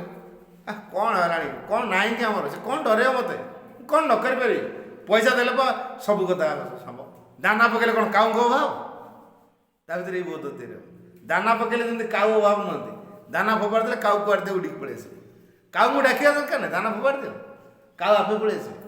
ସେମିତି ମୁଁ ଟଙ୍କା ଫୋପାଡ଼ି ଦେଲେ ଲୋକ ଅଛନ୍ତି ମୋ ପାଇଁ କାମ କରିଦେବେ, ଇଏ ନ କରେ ସିଏ କରିବ। ତେଣୁ ତା ଭିତରେ ନମ୍ରତା ତିଆରି ହେବନି, ତା ଅହଙ୍କାର ତାକୁ ଟାଣୁଆ କରିଦେବ, କଠୋର କରିଦେବ, କ୍ରୂର କରିଦେବ, ନିଷ୍ଠୁର କରିଦେବ, ଅବିବେକୀ କରିଦେବ। ତେଣୁ ଯଦି ମା ଚିନ୍ତା କରିଥିବେ ତା ପାଇଁ ଧନଟା ଆବଶ୍ୟକ ନୁହେଁ, ତାର ଅହଙ୍କାର ବଢ଼େଇ ଦେବ, ତାକୁ ଗରିବ କରିଦେବେ। ତା ଗରିବ ଅବସ୍ଥାରେ ସେ ଭଗବାନଙ୍କୁ ଅଧିକ ଡାକୁଥିବ। ଏ ଗରିବ ଅବସ୍ଥାରେ ଅଧିକ ଭଗବାନ ଡାକିବା ଦ୍ୱାରା ଭଗବାନଙ୍କୁ ପ୍ରାପ୍ତ କରିବ। ଆମେ ତ ସଂସାରକୁ ଆସିଛୁ ସେ ଭଗବାନଙ୍କୁ ପାଇବା ପାଇଁ। ମଣିଷ ଜୀବନରେ ଭଗବାନଙ୍କୁ ପ୍ରକାଶ କରିବା, ଭଗବାନଙ୍କୁ ଖୋଜିବା, ଭଗବାନଙ୍କୁ ପାଇବା, ଏଇଟା ତ ଅସଲ କାମ। ମା ସେଇ କାମଟା କରେଇବେ। ତେଣୁ କାହା ପାଇଁ କେଉଁ ପ୍ରକାରର କାର୍ଯ୍ୟଧାରା ଅଛି ଆମେ କହିପାରିବା, କହିପାରିବା। ଆଉ ଯିଏ ଏଇ ମାଙ୍କୁ ନିରନ୍ତର ଡାକେ, ନିରନ୍ତର ଡାକେ ହୃଦୟ ଭିତରେ, ମା କହିଛନ୍ତି ମୋତେ ଯିଏ ଥରଟିଏ ଡାକି ଦେଇଛି ମୁଁ ତାର ଜୀବନର ଦାୟିତ୍ୱ ନେଇଛି। ଥରଟିଏ, ଇଏ ହେଉଛି ସେଇ ମା। ଯିଏ ତାକୁ ଥରଟି ଡାକିଛି ସେ ତା ଜୀବନର ଦାୟିତ୍ୱ ନେଇଛନ୍ତି। ଆଉ ପୃଥିବୀର ଜଣେ ମଣିଷ ଯଦି ପରିବର୍ତ୍ତନ ପାଇଁ ବାକି ରହିଯାଇଛି ମାଙ୍କ କାମ ସରିନି।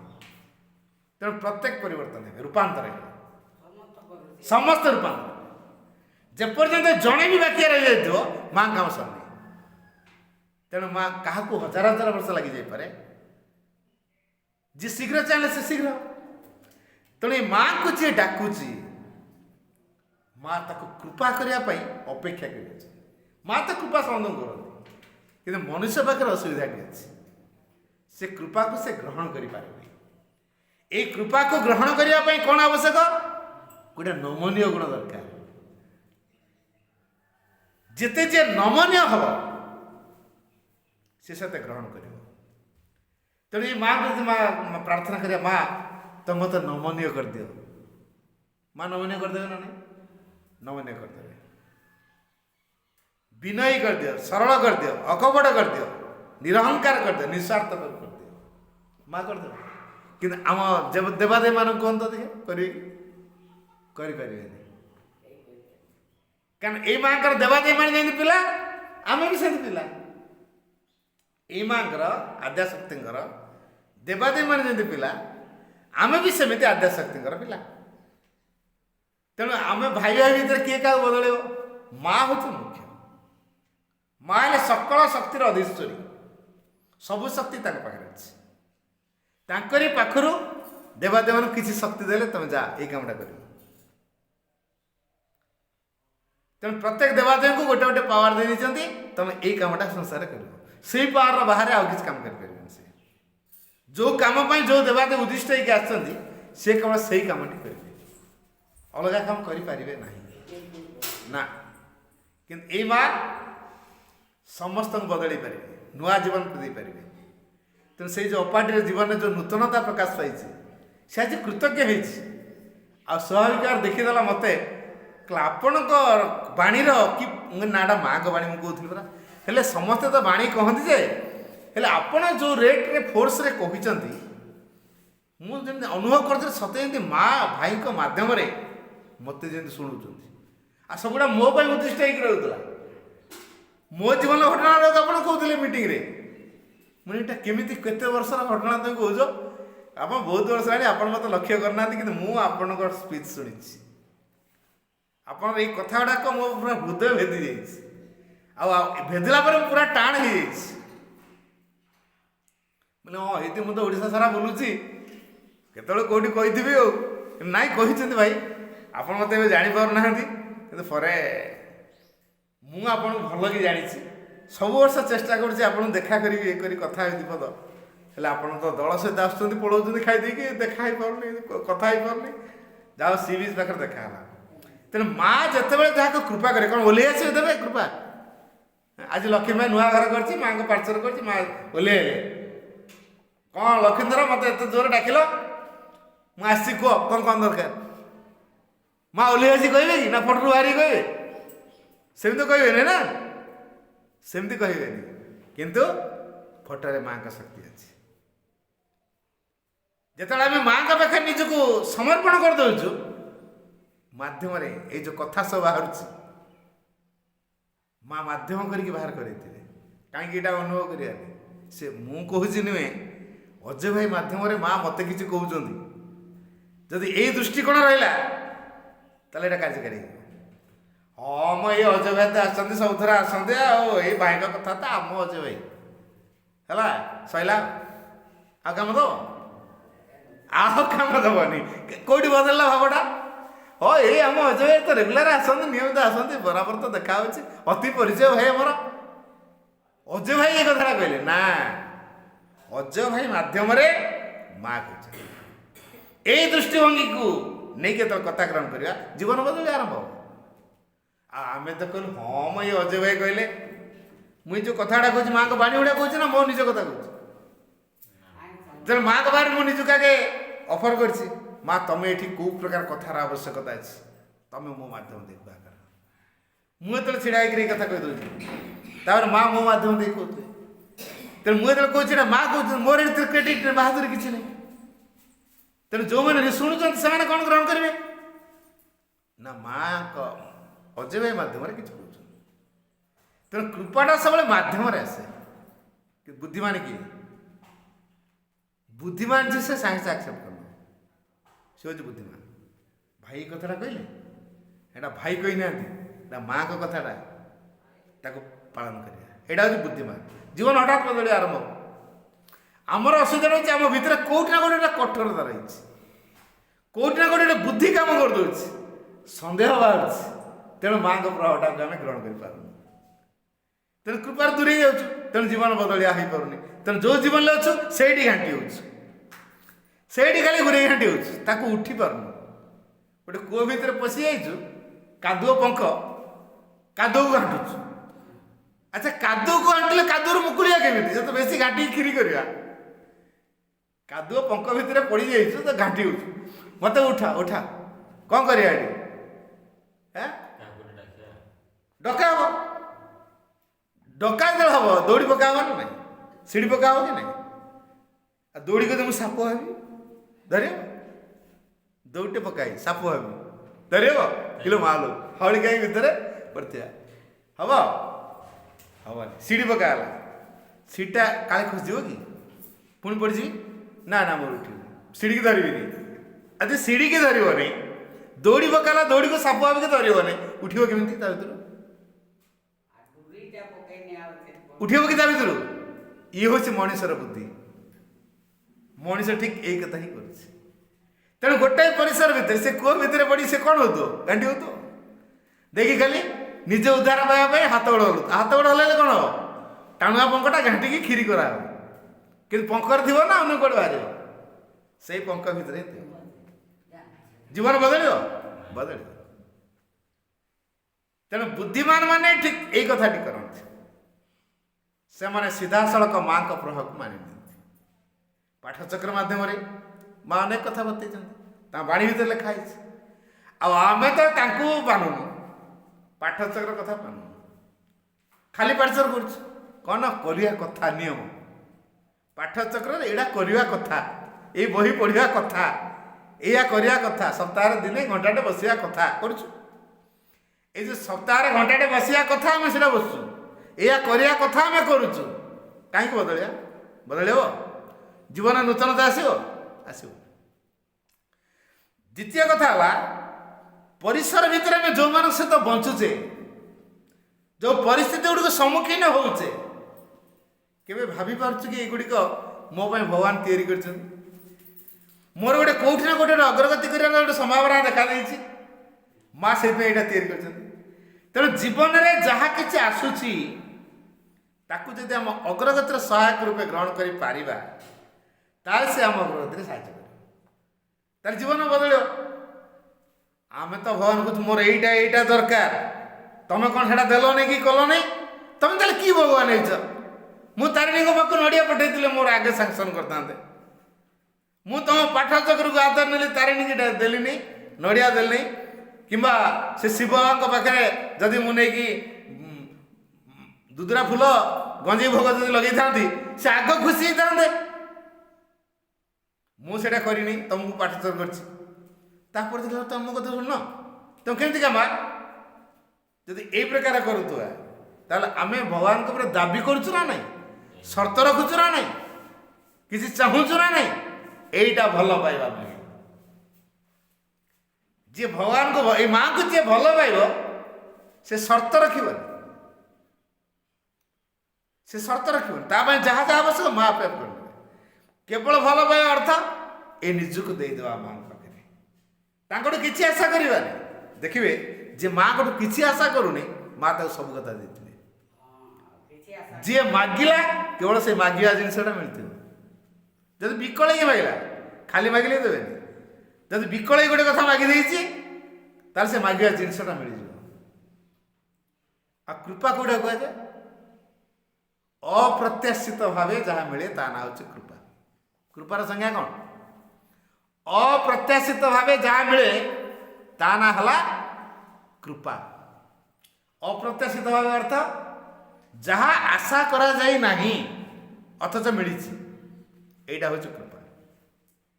ମୁଁ ଜୀବନରେ ଏଇଆ ପାଇବି ସେଇଆ ପାଇବି କି ଏଇଆ ହବ କି ସେଇଆ ହବ, ମୁଁ କି ଆଶା କରିନି, ହଠାତ୍ ମୋତେ ଗୋଟେ ମିଳିଛି, ଏଇଟା ହେଉଛି କୃପା। ଗ୍ରହଣ କରିପାରିବ ତ? ତା କୃପା ରୂପରେ ଗ୍ରହଣ କରିପାରିବ ତ? ଯଦି ପ୍ରତ୍ୟେକଟି ଘଟଣାକୁ ପ୍ରତ୍ୟେକଟି ପରିସ୍ଥିତିକୁ ଆମ ଜୀବନରେ ଯାହା କିଛି ଆସୁଛି ତା ଭଗବାନଙ୍କ କୃପା ବୋଲି ଯଦି ଗ୍ରହଣ କରିପାରିବା ଜୀବନ ବଦଳି ଆରମ୍ଭ ହେଇଯିବ। ଯେଉଁ ଜୀବନରେ ଆମେ ଅଛୁ ସେ ଜୀବନ ବଦଳି ଆରମ୍ଭ ହେବ। ଦୁଃଖକୁ ଯଦି ମୋ ଅଗ୍ରଗତିର ସହାୟକ ରୂପେ ଗ୍ରହଣ କରିବା, ଖୁସିରେ ଗ୍ରହଣ କରିବ, ତାହେଲେ ସେ ଦୁଃଖଟା ଆମକୁ ସୁଖ ପରିବର୍ତ୍ତନ ହେଇଯିବ। ଏତେ ଦୁଃଖ ଦେଲ ପ୍ରଭୁ, ମୁଁ ତମକୁ ଡାକିଲା ପରେ ଦୁଃଖ, ତା ତମକୁ ଡାକିବେ କାହିଁକି ଲୋକେ? ତମକୁ ତ ଯିଏ ଡାକିଲା ତମେ ତ ଦୁଃଖ ଦେଲ, ତମକୁ କାହିଁ ଡାକିବେ? ଆଉ ଡକାଡ଼ି ନାହିଁ, ସଇଲା। ଭଗବାନଙ୍କୁ ଡାକିଲେ ସୁଖ ମିଳେ, କ'ଣ ଦୁଃଖ ମିଳେନି? ଦୁଃଖଟା ବି କୃପା ବୋଲି କିଏ ଗ୍ରହଣ କରିପାରିଛି? ଦୁଃଖଟା ବି ଭଗବାନଙ୍କ କୃପା, କ'ଣ ସହଜେ ଗ୍ରହଣ କରିପାରେ ମଣିଷ? ଏଇ ଦୃଷ୍ଟିଭଙ୍ଗୀ ନାହିଁ, ଏଇ ଚିନ୍ତାଧାରା ନାହିଁ, ତେଣୁ ସେ ବଦଳି ପାରୁନି। ତେଣୁ ପ୍ରତ୍ୟେକ ମନୁଷ୍ୟ ଜୀବନରେ କ'ଣ କାହା ପାଇଁ ଆବଶ୍ୟକ ଅଛି ମା ସୂକ୍ଷ୍ମରେ ସବୁ ତିଆରି କରିଛନ୍ତି, ଯେଉଁଟା ସ୍ଥୂଳରେ ଦେଖାଏ। ଇଏ ଜଣେ ଏମିତିକା ମା ପ୍ରତ୍ୟେକଙ୍କ ପାଇଁ ସୁବ୍ୟବସ୍ଥା କରାଯାଇଛି, ପ୍ରତ୍ୟେକଙ୍କ ପାଇଁ।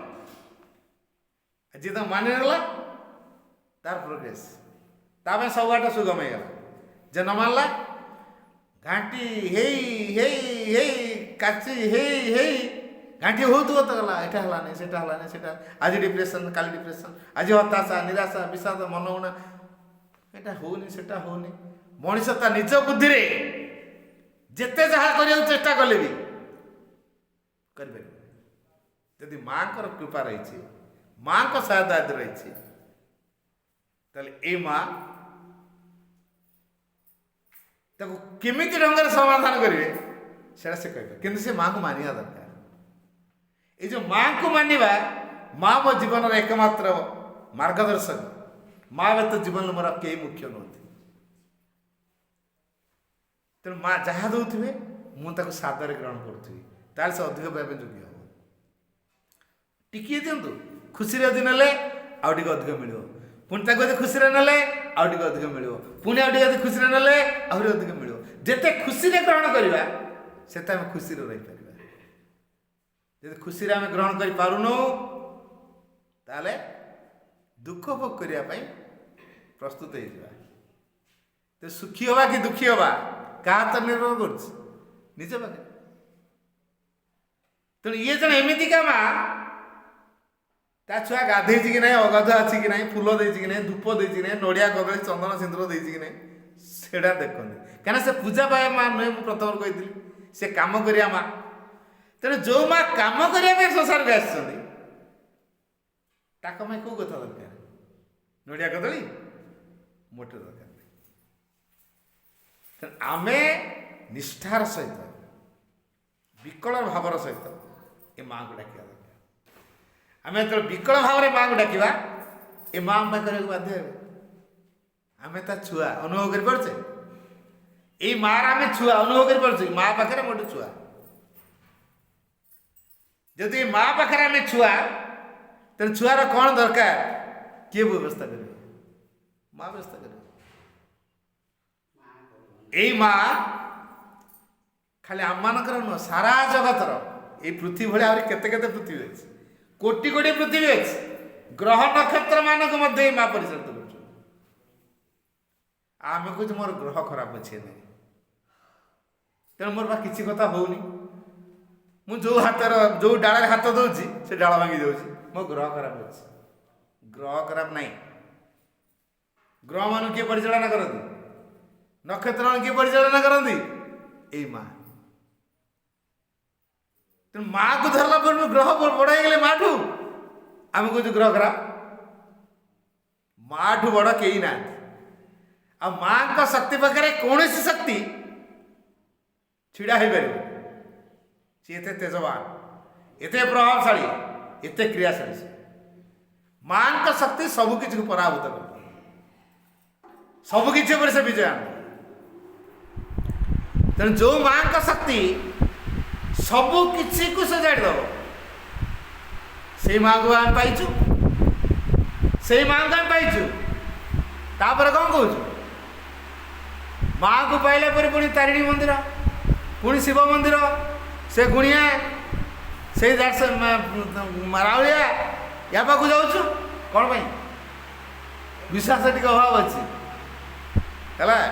ମୋର କିଛି କଥା ହେଉନି, ଟିକେ ସେ ଗୁଣିଆ ଟିକେ କ'ଣ କରିଦେଇଛି ବୋଧେ, ଆଉ ଟିକେ ଯିବା। ଏଇଟା ଗାଁ ଗହଳି ମାନଙ୍କରେ ବେଶୀ ପ୍ରଚଳିତ ହୁଏ। ମୟୂରଭଞ୍ଜ ଡିଷ୍ଟ୍ରିକ୍ଟରେ ତ ବେଶୀ, ମୟୂରଭଞ୍ଜ ଜିଲ୍ଲାରେ ଏଇଟା ବେଶୀ। ସେ ଆଙ୍କୁ ଏମିତି କରିଦେଇଛି, ପାଙ୍ଗି ଦେଇଛି ସମ କରି। ଆରେ ମା ପାଖରେ ସେ ଫୋର୍ସ କେଉଁଠି କାମ କରିବ? ମାଙ୍କ ପାଖରେ, ସୂର୍ଯ୍ୟ ପାଖରେ ନା ଇଲେକ୍ଟ୍ରିକ୍ ବଲ୍ଟା ଜଳା ହେବ। ଏ ବଲ୍ଟା ଯେଉଁ ଜଳୁଛି ବାହାରେ ଝୁଲା ହେବ, ତା ଲାଇଟ୍ ଦେଖାଇବ ନା? ତା ଲାଇଟ୍ ଦେଖାହେବ। ତେଣୁ ସୂର୍ଯ୍ୟ ଏତେ ତେଜବାନ, ତା ପାଖରେ ଇଲେକ୍ଟ୍ରିକ୍ ବଲ୍ବ ପାୱାରଟା ଯେମିତି ମଳିଯାଏ, ସେମିତି ମାଙ୍କର ଯେଉଁ ପ୍ରଖର ଶକ୍ତି ପାଖରେ ଏଇ ଛୋଟିଆ ଛୋଟିଆ ତୁଚ୍ଛ ଶକ୍ତି ମାନଙ୍କୁ ଯିଏ ପୂଜା କରିକି ପ୍ରଭାବ ପକାଉଛି, ତାର ପ୍ରଭାବ କେଉଁଠି କାମ କରିବ? କାମ କରିବ। ତେଣୁ ମାଆଙ୍କୁ ନିବିଡ଼ ଭାବରେ ଧରିବା ଦରକାର। ତେଣୁ ଯେଉଁ ମାଆଙ୍କୁ ଆମେ ନିବିଡ଼ ଭାବରେ ଗ୍ରହଣ କରିବା ଦରକାର, ଆମେ ତା ହାତ ଢିଲା କରିଦେଉଛୁ। ମାଙ୍କଡ଼ ଛୁଆ ଭଳିଆ ଦୁଲଦାଲି ପଡ଼ିବୁ। ମାଙ୍କଡ଼ ଛୁଆ ତା ମା ପେଟକୁ ଧରିକି ଥାଏ, ତା ମା ତାର ଡେଉଁଥିବ ଏଇଟା ଚିନ୍ତା ନାହିଁ ହେଲା। ହାତ ଯଦି ଢିଲା କଲା ମାଙ୍କଡ଼ ଛୁଆ ପଡ଼ିବ ନା ନାହିଁ? ନିଶ୍ଚୟ ପଡ଼ିବ। ଆମେ ଆମ ସାମର୍ଥ୍ୟ ପ୍ରୟୋଗ କରିକି ଚେଷ୍ଟା କରୁଛୁ କିଛି ଗୋଟେ କରିବା ପାଇଁ। ତେଣୁ ହାତ ଯଦି ଢିଲା ହେଇଗଲା, ଧର 3 ଦିନ କି 4 ଦିନ ହେଲା ଖାଇଲୁ, ଜ୍ୱର ହେଇଛି, ହାତ ମୁଠେଇ ପାରିବା ଜୋରରେ? ହାତ ଯେତେବେଳେ ମୁଠେଇ ନ ପାରିବା ଦୁଲଦାଲି ପଡ଼ିବା ନା ନାହିଁ? ପଡ଼ିବା। କିନ୍ତୁ ମା ଯଦି ଆମକୁ କାଖେଇକି ନେବ, ମୁଁ କୁଆଡ଼େ କିଛି ଯିବି, ମୋ ମା ମୋ ଯୁଆଡ଼େ ମୁଁ ସିଆଡ଼େ, ମୋ ମା ହାତ ଆଣି ଖାଇବାକୁ ଦେବ। ଯେ ମା ଉପରେ ପୁରା ନିର୍ଭର, ତାର ଚିନ୍ତା ଥିବ ପଡ଼ିବାର। ପଡ଼ିବାର ଏଠି ଖାଲଟା ଅଛି, ମୁଁ ଚାଲିଲେ ସିନା ଖାଲରେ ପଡ଼ିବି, ମୁଁ ତ ମା ମୋତେ କାଖେଇକି ନେବ, ଖାଲ ଥାଉ। ତେଣୁ ମା ମୋତେ କାଖେଇକି ନେବେ, ମା ମୋତେ କୋଳେଇକି ନେବେ, ମୁଁ ମାଆର ପିଲା, ଏଇ ବୋଧ ନୂଆ ଜୀବନ ପାଇଁ ବାଟ ଦେଖେ। ଯେଉଁ ନୂତନତାର ଅଭିଯାନ ଆମେ ଆରମ୍ଭ କରିବା, କେମିତି ଗୋଟେ ନୂଆ ଢଙ୍ଗରେ ଜୀବନ ବଞ୍ଚିବା। କେମିତି ବଞ୍ଚିବା? ଘରେ ମାଆଙ୍କୁ ରଖିବା। ଏଇ ଶ୍ରୀମା ସିଏ ଆମ ଘରର ମୁରବୀ ହେବେ। ଆମ ବାପା ମୁରବୀ ନୁହଁ, ଆମ ମା ମୁରବୀ। ଦିବ୍ୟଜନନୀ ଶ୍ରୀମା ହେବେ ଆମ ଘରର ମୁରବୀ। ରାତି ପାଇଲେ ଆଗେ ମୁରବୀକୁ ଟିକେ ପ୍ରଣାମ କଲେ ଭକ୍ତି ତିଆରି ହେବ। ଯେ ଆମର ବାପା ମା, ଯଦି ରାତି ଆମେ ପାଇଲେ ସକାଳେ ଉଠିକି ବାପା ମାଆଙ୍କୁ ପ୍ରଣାମ କରିବା, ସେ ବାପା ମା କେବେ ଆମକୁ ରାଗିପାରିବେ? ପରିବା କରି ଦେଖନ୍ତୁ। ଯଦି ଛୁଆମାନେ ସକାଳୁ ଉଠିଲେ ବାପା ମାଆଙ୍କୁ ଆଗ ପ୍ରଣାମ କରୁଛନ୍ତି, ବାପା ମାଆଙ୍କର ସବୁବେଳେ ସଦିଶା ପିଲା ରହିବ। ସେ ପିଲା କେବେ ଖରାପ ହେବନି। ହେଲା ସେମିତି ଆମ ଘରର ମୁରବୀ ଆମ ମା ତାଙ୍କୁ ଆମେ ଡେଲି ସକାଳୁ ଉଠିଲେ ଆଗ ପ୍ରଣାମ କରିବା। ତେଣୁ ଏ ମା ଆମକୁ ବିଗିଡ଼ିବେ, ଏ ମା ଆମକୁ ବିଗିଡ଼ିବେ, ଏ ମା ଆମକୁ ଶକ୍ତି ଦେବେ, ଏ ମା ଆମକୁ କୃପା ଦେବେ, ଆମ ପାଇଁ ଯାହା ଯାହା ଦରକାର ସେ ଦିନଟା କେମିତି କଟିବ ତାଙ୍କୁ କହିବା ମା ତମେ ମୁଁ କି କାମ ଆଜି ତୁମର କରିବି, ତମେ ମୋତେ ପରିଚାଳିତ କର, ତମେ ମୋତେ ଦିନଟା ବ୍ୟବହାର କର, କେଉଁ କାମରେ ତ ମୋତେ ଲଗେଇବାକୁ ଚାହୁଁଛ ବ୍ୟବହାର କରିବାକୁ ଚାହୁଁଛ ତମେ କର। ବାସ୍ ସକାଳୁ ଉଠିକି ଆଗ ଏତିକି ଆଉ ଯେଉଁ କାମ କରୁଥିବା ଆଗ ଟିକେ ମାଆଙ୍କୁ ମନେ କରୁଥିବା ମା ଏ କାମଟାରେ ମୋତେ ଦେଲ ଯେ କେମିତି କରିବା ଦରକାର ମୁଁ ଜାଣିନି, ରୋଷେଇ କରିବା ଭାବୁଥିବା ଘରର ରୋଷେଇ ମୁଁ କରୁନି, ମାଆଙ୍କ ପ୍ରସାଦ ତିଆରି କରୁଛି। ବିଲରେ ତଳା ରୁଆ କି ତଳା ପୋତା ଚାଲିଛି, କି ମଇ ଦିଆ ଚାଲିଛି, କି ହଳ ବୁଲା ଚାଲିଛି, କି ଧାନ କଟା ଚାଲିଛି, କି କଚଡ଼ା ବଡ଼ା ଚାଲିଛି, କି କଳେଇ ଉଠା ଚାଲିଛି, ଯେଉଁ କାମ ହଉ ବିଲରେ ଭାବିବା ମାଆଙ୍କ ବିଲରେ ମୁଁ କାମ କରୁଛି। ମୋ ବିଲ ନୁହେଁ, ମାଆଙ୍କ ବିଲ। ମାଆଙ୍କର ବିଲରେ ମୁଁ ଚାଷ କାମ କରିବା ପାଇଁ ମା ମୋତେ ନିଯୁକ୍ତ କରିଛନ୍ତି, ମୁଁ ଚାଷ କାମ କରୁଛି। ମୁଁ ଦୋକାନ ଖଣ୍ଡେ କରିଛି ଏଠି ବସିଛି, ମାଆଙ୍କ ଦୋକାନରେ ବସିଛି, ସଚୋଟଭାବରେ ବେପାର କରିବି, ସଚୋଟଭାବରେ ବେପାର କରିବି। ମା ଦେଖୁଛନ୍ତି, ଜାଣୁଛନ୍ତି, ତାଙ୍କୁ କେଉଁ କଥା ଲୁଚେଇ କିଛି ଲୁଚେଇ ପାରିବେ। ଏଇଭଳି ଏକ ଭାବଧାରାକୁ ନେଇ ଆମକୁ ଜୀବନ ବଞ୍ଚିବାକୁ ପଡ଼ିବ। ଛୁଆର ଦେହ ପା ଖରାପ ହେଲା କାହାକୁ ଜଣେଇବା, ଏ ମାଆଙ୍କୁ କାହାକୁ ଜଣେଇବା। କେଉଁ ଝିଅ ପାଠ ପଢ଼ିବ, କେଉଁଠି କାହାର ଆଡ଼ମିସନ୍ ହେବ, କେଉଁଠି କାହାର ଦେହ ଖରାପ ହେଲା ଡାକ୍ତରଖାନା ଯିବ, କାହାର କେଉଁଠି ବାହାଘର ଠିକ୍ ହେବ, କେଉଁ ବାହାଘରକୁ କାର୍ଡ଼ ଦିଆହେଇଛି ଯିବାକୁ ପଡ଼ିବ, କି ଗୁଆ ଦିଆହେଇଛି ତା ଘରେ ଯାଇ ଆଟେଣ୍ଡ କରିବାକୁ ପଡ଼ିବ। ଏସବୁ କଥା କିଏ ବୁଝିବେ? ମା ହିଁ ବୁଝିବେ। ଆମ ଘରର ମୁରବୀ ଯେହେତୁ ମା, ଏ ଘରଟା କ'ଣ ହେଇଥିବ? ଗୋଟେ ମନ୍ଦିରରେ ଯଦି ଶିବଙ୍କୁ ନେଇକି ଶିବଲିଙ୍ଗକୁ ସ୍ଥାପନା କରିବା ତାହେଲେ ସେ କ'ଣ ହେବ? ଶିବ ମନ୍ଦିର।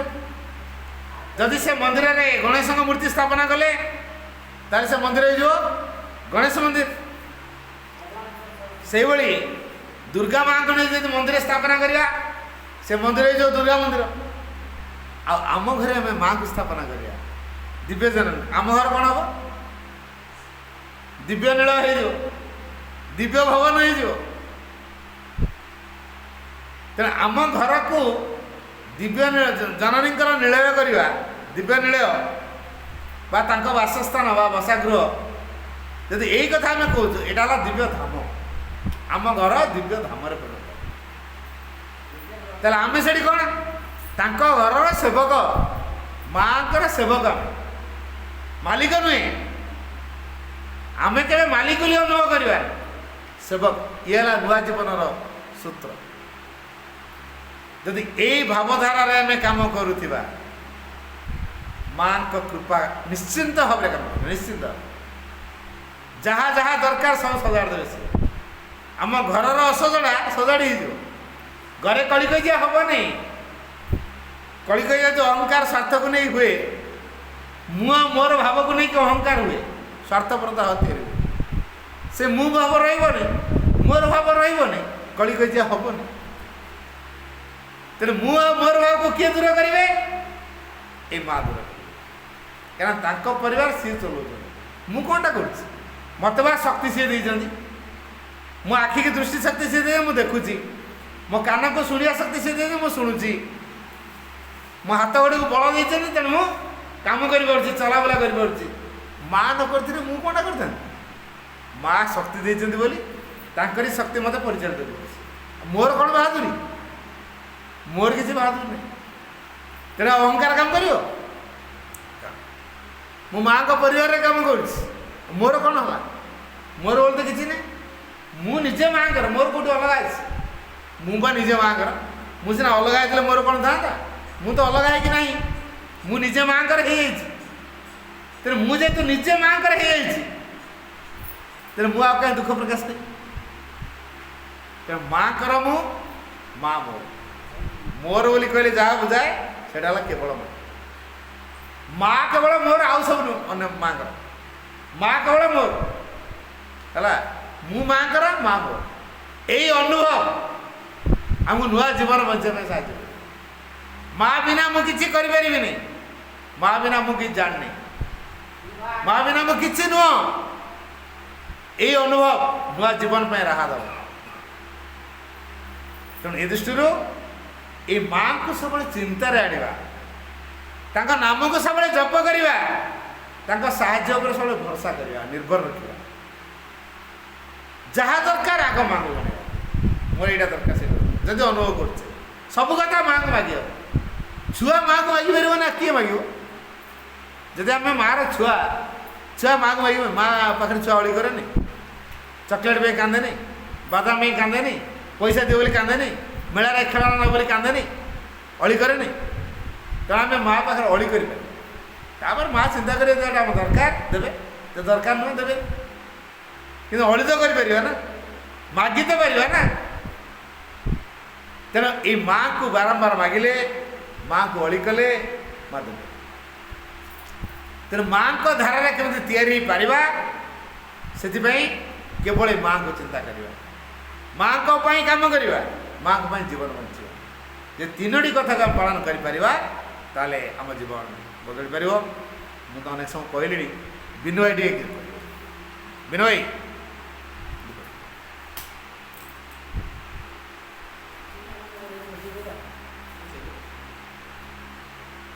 से बस कह से बस कह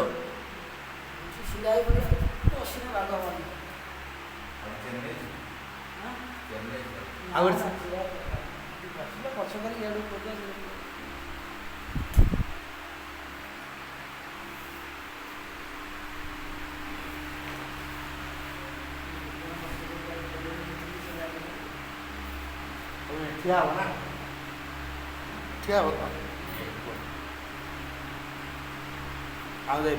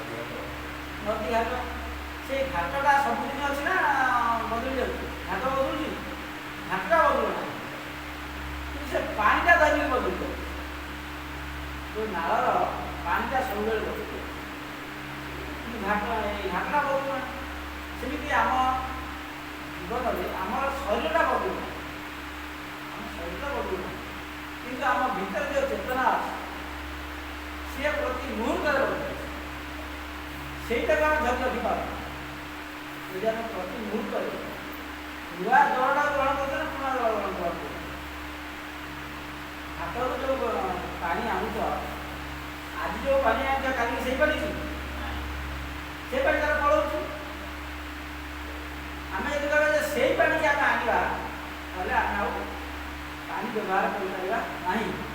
ସେମିତି ଆମ ଜୀବନରେ କ'ଣ ହେଉଛି ଦେଖନ୍ତୁ କଥା, ସବୁବେଳେ ଆମ ଜୀବନଟା କରୁଛି ନୂଆ ନୂଆ କଥା ଆମେ ସବୁବେଳେ ଶିଖୁଛନ୍ତି ଜାଣୁଛନ୍ତି, କିନ୍ତୁ ଆମେ ଏମିତି ତିଆରି ହେଇଛନ୍ତି ଯେ ଆମେ ସେ ପୁରୁଣା କଥା ଛାଡ଼ିପାରୁ ନାହୁଁ।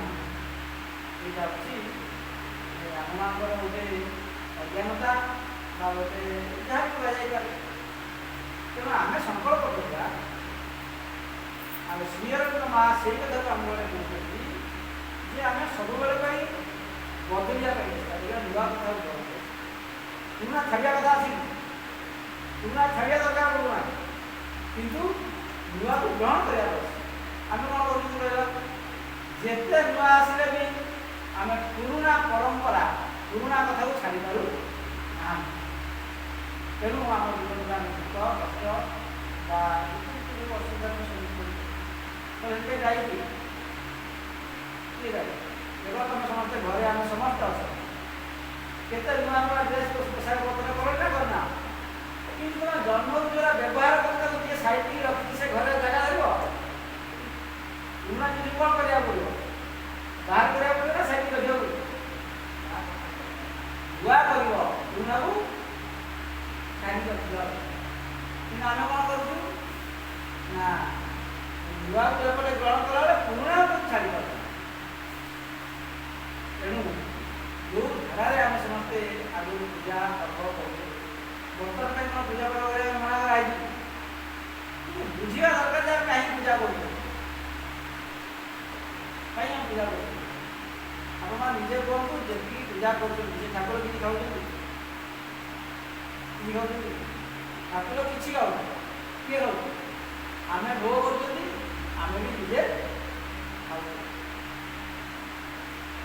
ତେଣୁ ଯଦି ଆମେ ସେମିତି ପୂଜା କରୁଛନ୍ତି, ଏଠି ଗୋଟେ କଥା ହେଉଛି ଆମେ ନିଜକୁ ଯଦି ଭଗବାନଙ୍କ ପାଖରେ ସେମିତି ଦେଇଦେବା ତାହେଲେ ଆମେ ପୂଜାଟା ଆମେ ଭଗବାନଙ୍କୁ ଦେବା କେମିତି ଆମେ ଭଗବାନ ପାଖରେ ଭଗବାନଙ୍କୁ ବାହାରେ ଗୁରୁନାହାନ୍ତି ଆମେ ନେଇ ଦେଇଦେବା। ଯେଉଁ ଭଗବାନ ପାଖରେ ଆମେ ନିଜକୁ ଦେବା ସେଇ ଭଗବାନ ଆମ ଭିତରେ। ଏଇ ଯେଉଁ ମାଙ୍କୁ ଦେଖୁନାହାନ୍ତି, ଏଇ ମାଙ୍କୁ ଫଟୋରେ ରଖି ପୂଜା କରୁଛନ୍ତି, ତମେ ଦେବାଦେବୀ ଭଗବାନ ପୂଜା କରୁଛ, ଯାହାଙ୍କୁ ତମେ ସେ ପୂଜା କରୁଛ ସିଏ କୋଉଠି ଅଛନ୍ତି? ସିଏ ଆମ ଭିତରେ ଅଛନ୍ତି, ଆମ ଭିତରେ ଅଛନ୍ତି। ତେଣୁ ଆମ ଭିତରେ ତାଙ୍କୁ ପାଇବା, ତାକୁ ଗ୍ରହଣ କରିବାଟା ହେଉଛି ଆମମାନଙ୍କ ସାଧନା। ଆମ ଭିତରେ ତାକୁ କେମିତି ପାଇବା? ତେଣୁ ଆଗରୁ ଯାହା ଯେଉଁମାନେ ଯାହା କରୁଥିଲେ ଆମେ ସେଇଭଳି ଏକ ଜୀବନ କରିଛୁ। ନୂଆ କଥାଟା ଆମେ ଭାଇ କଥା କହୁଥିଲେ ଯେ ଆମେ ପୂଜା କରିବା ନାହିଁ। ପୂଜା ପରେ ପ୍ରକୃତରେ ପୂଜା କିଏ କରୁଛି? ସମସ୍ତେ ତମ ବାପା ମାନେ ବା ତମ ପୂର୍ବପୁରୁଷମାନେ ଯାହା କରୁଥିଲେ ଆମେ ସେଇଆ ଖାଲି କରି ଆସୁଛୁ, ଆମେ କିନ୍ତୁ ବଦଳୁ ନାହୁଁ। କିନ୍ତୁ ଏଠି ଆମେ ମହାଶ୍ରମ ଜାଣିବା ପରେ ବା ଆମେ ନୂଆ ସମାଜକୁ ଆସିବା ପରେ ଗୋଟେ ନୂତନ କଥା ଯେତେବେଳେ ବିଶ୍ୱକୁ ଆସିବ, ଆମକୁ କ'ଣ କରିବାକୁ ପଡ଼ିବ ନା ନୂଆଟା ଗ୍ରହଣ କରିବା। ସେ ନୂଆଟା କେମିତି ଗ୍ରହଣ କରିବା ଆମେ? ନା ଆମ ଜୀବନରେ ତାକୁ ଯେଉଁ ସତ୍ୟକୁ ଆମେ ଗ୍ରହଣ କରୁଛନ୍ତି ସେ ଜୀବନରେ ଗ୍ରହଣ କରିବା। ଆଗରୁ ଆମେ କ'ଣ କରୁଥିଲେ ନା ଖାଲି ସମସ୍ତେ ଯେମିତି କରନ୍ତି ଆମେ ସେମିତି କରୁଛୁ, ଯେମିତି କରୁଛୁ।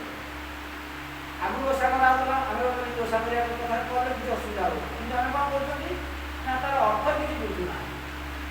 କାହିଁକି ଆମେ ଓଷା କରୁଥିଲା? କାହିଁକି ଓଷା କରୁଥିଲେ କହିଲେ? ଗୋଟେ ବିପଦରେ ଯେତେବେଳେ ମଣିଷ ପଡ଼ୁଛି, ସେ ବିପଦରୁ ମୁକ୍ତି ପାଇଁ, ତାର ନିବାରଣ ପାଇଁ କେବଳ ଓଷା।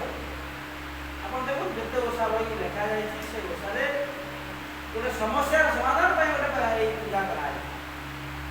ତେଣୁ ଯେଉଁ ପୂଜାଟା ଜଣେ କରିବ ତାର ସେଇ ସମସ୍ୟାଟା ଥିଲେ କରିବ ନା ଖାଲି କରିବ? ଯେଉଁ ସମସ୍ୟା ପାଇଁ ସିଏ କରୁଥିଲେ ପୂଜା, ଆମେ ସେଇ ସମସ୍ୟା ପାଇଁ ପୂଜା କରିବା କି? ଆମ ସମସ୍ୟା ପାଇଁ ଆମେ ପୂଜା କରିବା ନା ତାଙ୍କ ସମସ୍ୟା ପାଇଁ କରିବା?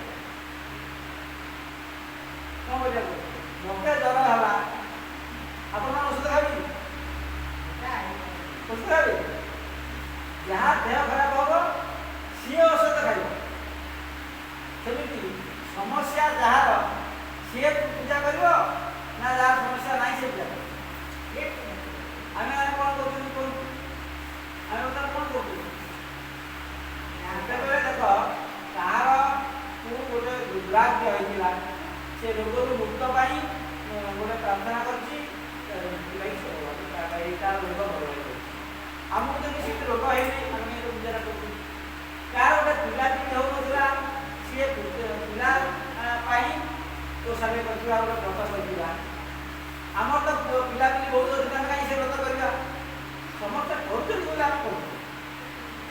ଆମେ ସେଇଭଳି ଏକ କଥା ପହଞ୍ଚିବା ନାହିଁ। ନୂଆ କଥା ହେଉଛି ଶ୍ରୀଅରବିନ୍ଦ ମାଙ୍କ ପାଖରେ ଆମେ ପହଞ୍ଚନ୍ତି। ଆମେ ଦେଖ ଧୀରେ ଧୀରେ ବଦଳିଛୁ। ଆପଣମାନେ ଆଗରୁ ଗଛ ପୋଡ ଭିତରେ ଥିଲେ, ଗୁମ୍ଫା ଭିତରେ ଥିଲେ, ବୋଧେ ଛାତ ଘର ପାଖରେ ରହିଲା।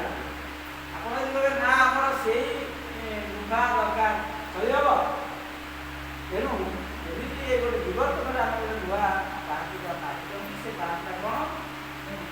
ସେ ନୂଆ କଥାଟା ହେଉଛି କ'ଣ ନା ଏ ପୃଥିବୀରେ ଆମକୁ ନୂଆ କାର୍ଯ୍ୟ କରିବାକୁ ପଡ଼ିବ। ସେ ଯେଉଁ କଥାରେ ଆମେ କେହି ଚାହୁଁଛୁ। ଆପଣମାନଙ୍କର କିଏ ଚାହୁଁଛନ୍ତି? ମୃତ୍ୟୁ କିଏ ଚାହୁଁଛନ୍ତି? ମରିବାକୁ ଚାହୁଁଛନ୍ତି? ଆପଣଙ୍କର କିଏ ଜାଗାରେ ମରିବାକୁ ଚାହୁଁଛନ୍ତି? କିଏ ଜଣେ ବି ମରିବାକୁ ଚାହୁଁଛନ୍ତି? କାହାକୁ ରୋଗ ହେବ ବୋଲି କିଏ ଜଣେ ଚାହୁଁଛନ୍ତି? ରୋଗ ହେବା ବୋଲି ଆମେ କିଏ ଚାହୁଁଛୁ? ବାର୍ଦ୍ଧକ୍ୟ ହେବା ପାଇଁ ଆମେ କିଏ ଚାହୁଁଛୁ? ବୁଢ଼ାବୁଢ଼ୀ ହେବା ପାଇଁ କିଏ ଚାହୁଁଛୁ? ତେଣୁ ତିନିଟା କଥା ବିଶ୍ୱରେ କେହି ଚାହୁଁନାହାନ୍ତି। ସେ ତିନିଟା କଥା କ'ଣ? ରୋଗ, ମୃତ୍ୟୁ, ବାର୍ଦ୍ଧକ୍ୟ। ତେଣୁ ଏ ରୋଗ, ମୃତ୍ୟୁ, ବାର୍ଦ୍ଧକ୍ୟ ବିହୀନ ଜୀବନ ଯେଉଁ ଆସିବ ସେଟା ନୂଆ ଜୀବନ ନା ପୁରୁଣା ଜୀବନ? ଆମେ ଯଦି ନୂଆ କଥାକୁ ଗ୍ରହଣ କରିବା ତାହେଲେ ତିନିଟା ଆମ ଜୀବନରେ ଆସିବନି। ଆସିବନି? କିନ୍ତୁ ଆମେ ନା ଯାହାହେଲେ ବି ହେବ, ଆସିବ ନା? କାହିଁକି ଦେଖ, ଯେତେବେଳେ ଆମେ ବିବର୍ତ୍ତନ ଆସୁଛୁ ସବୁ ବଦଳି ବଦଳି ଆସିଲାଣି। ସିଏ ଏ କଥା ବଦଳଉଛନ୍ତି। ସିଏ କିଏ? ସିଏ ହେଉଛନ୍ତି ଏଇ ମା, ସିଏ ହେଉଛନ୍ତି ଭଗବାନ। ସେ ସବୁ ବଦଳାଇ ପାରୁଛନ୍ତି। ଏ ରୋଗ, ମୃତ୍ୟୁ, ବାର୍ଦ୍ଧକ୍ୟ ବଦଳାଇ ପାରିବେନି? ପାରିବେ ନା ପାରିବେନି? ତେଣୁ ଆମର ତାର କାମ କ'ଣ? ସେଇ ନୂଆ କଥାକୁ ଗ୍ରହଣ କରିବାକୁ ପଡ଼ିବ। ସେଇ ନୂଆ ଜାଗାରେ ଆଗରୁ ତୁମେ ଚାଲି ଚାଲି ଯାଉଛ କେଉଁଝର ପର୍ଯ୍ୟନ୍ତ, ଏଇନା ଚାଲି ଚାଲି ଯାଉଛ? ଏଇନା ଗାଡ଼ି ଘୋଡ଼ାରେ ଯାଉଛ। କିନ୍ତୁ ଆମେ ବର୍ତ୍ତମାନ କ'ଣ କରୁଛୁ?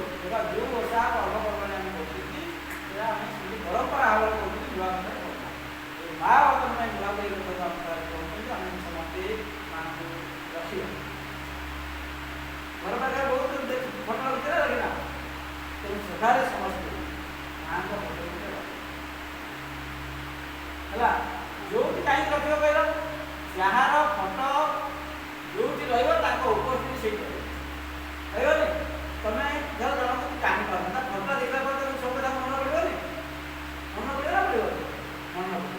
ତେଣୁ ଆମେ ସମସ୍ତେ କ'ଣ କରିବା ନା ଯାହାକୁ ମା ବୋଲି ଭାବୁଛନ୍ତି କିମ୍ବା ଭଗବାନ ବୋଲି ଭାବୁଛନ୍ତି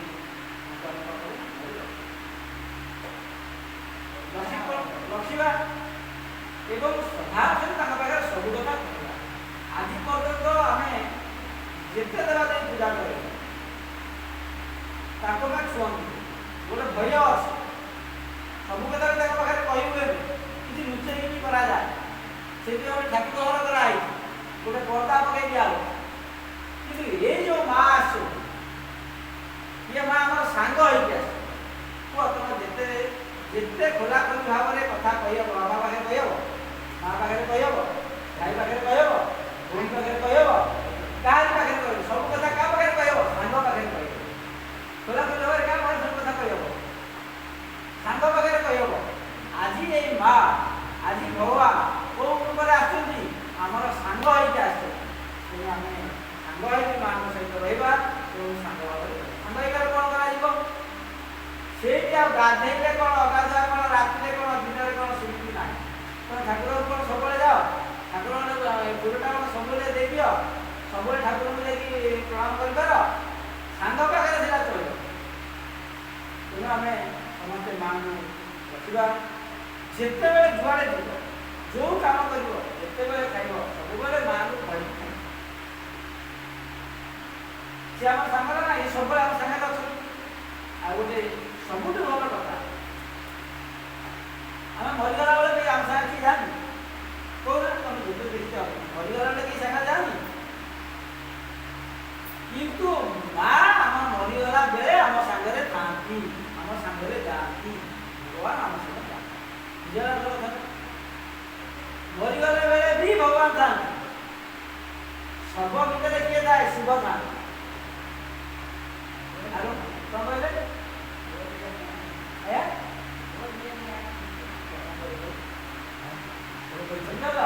ତେଣୁ ମରିଗଲେ ବି ଭଗବାନ ଆମ ସାଙ୍ଗରେ ରହୁଛନ୍ତି। ଆଉ ଭଲ କଥା କ'ଣ ଥାଇପାରେ? ନୂଆ କଥା ନା ପୁରୁଣା କଥା? ଆମେ ଯେତେ ଅଛନ୍ତି ଆମେ କେହି ଆମ ସାଙ୍ଗରେ ଯିବେ ନା। ଧନ ସମ୍ପତ୍ତି, ପୁଅ ଝିଅ, ନାତି ନାତୁଣୀ, ଯେତେ ତମେ ସଂସାର କେହି ତମ ସାଙ୍ଗରେ ଯିବେ ନା। କିନ୍ତୁ ଭଗବାନ ତମ ସାଙ୍ଗରେ, ଆମେ ବି ବେଳେବେଳେ ଭଗବାନଙ୍କୁ ଭୁଲି ଯାଉ, କିନ୍ତୁ ଭଗବାନ ଆମକୁ ଭୁଲିବେ ନାହିଁ।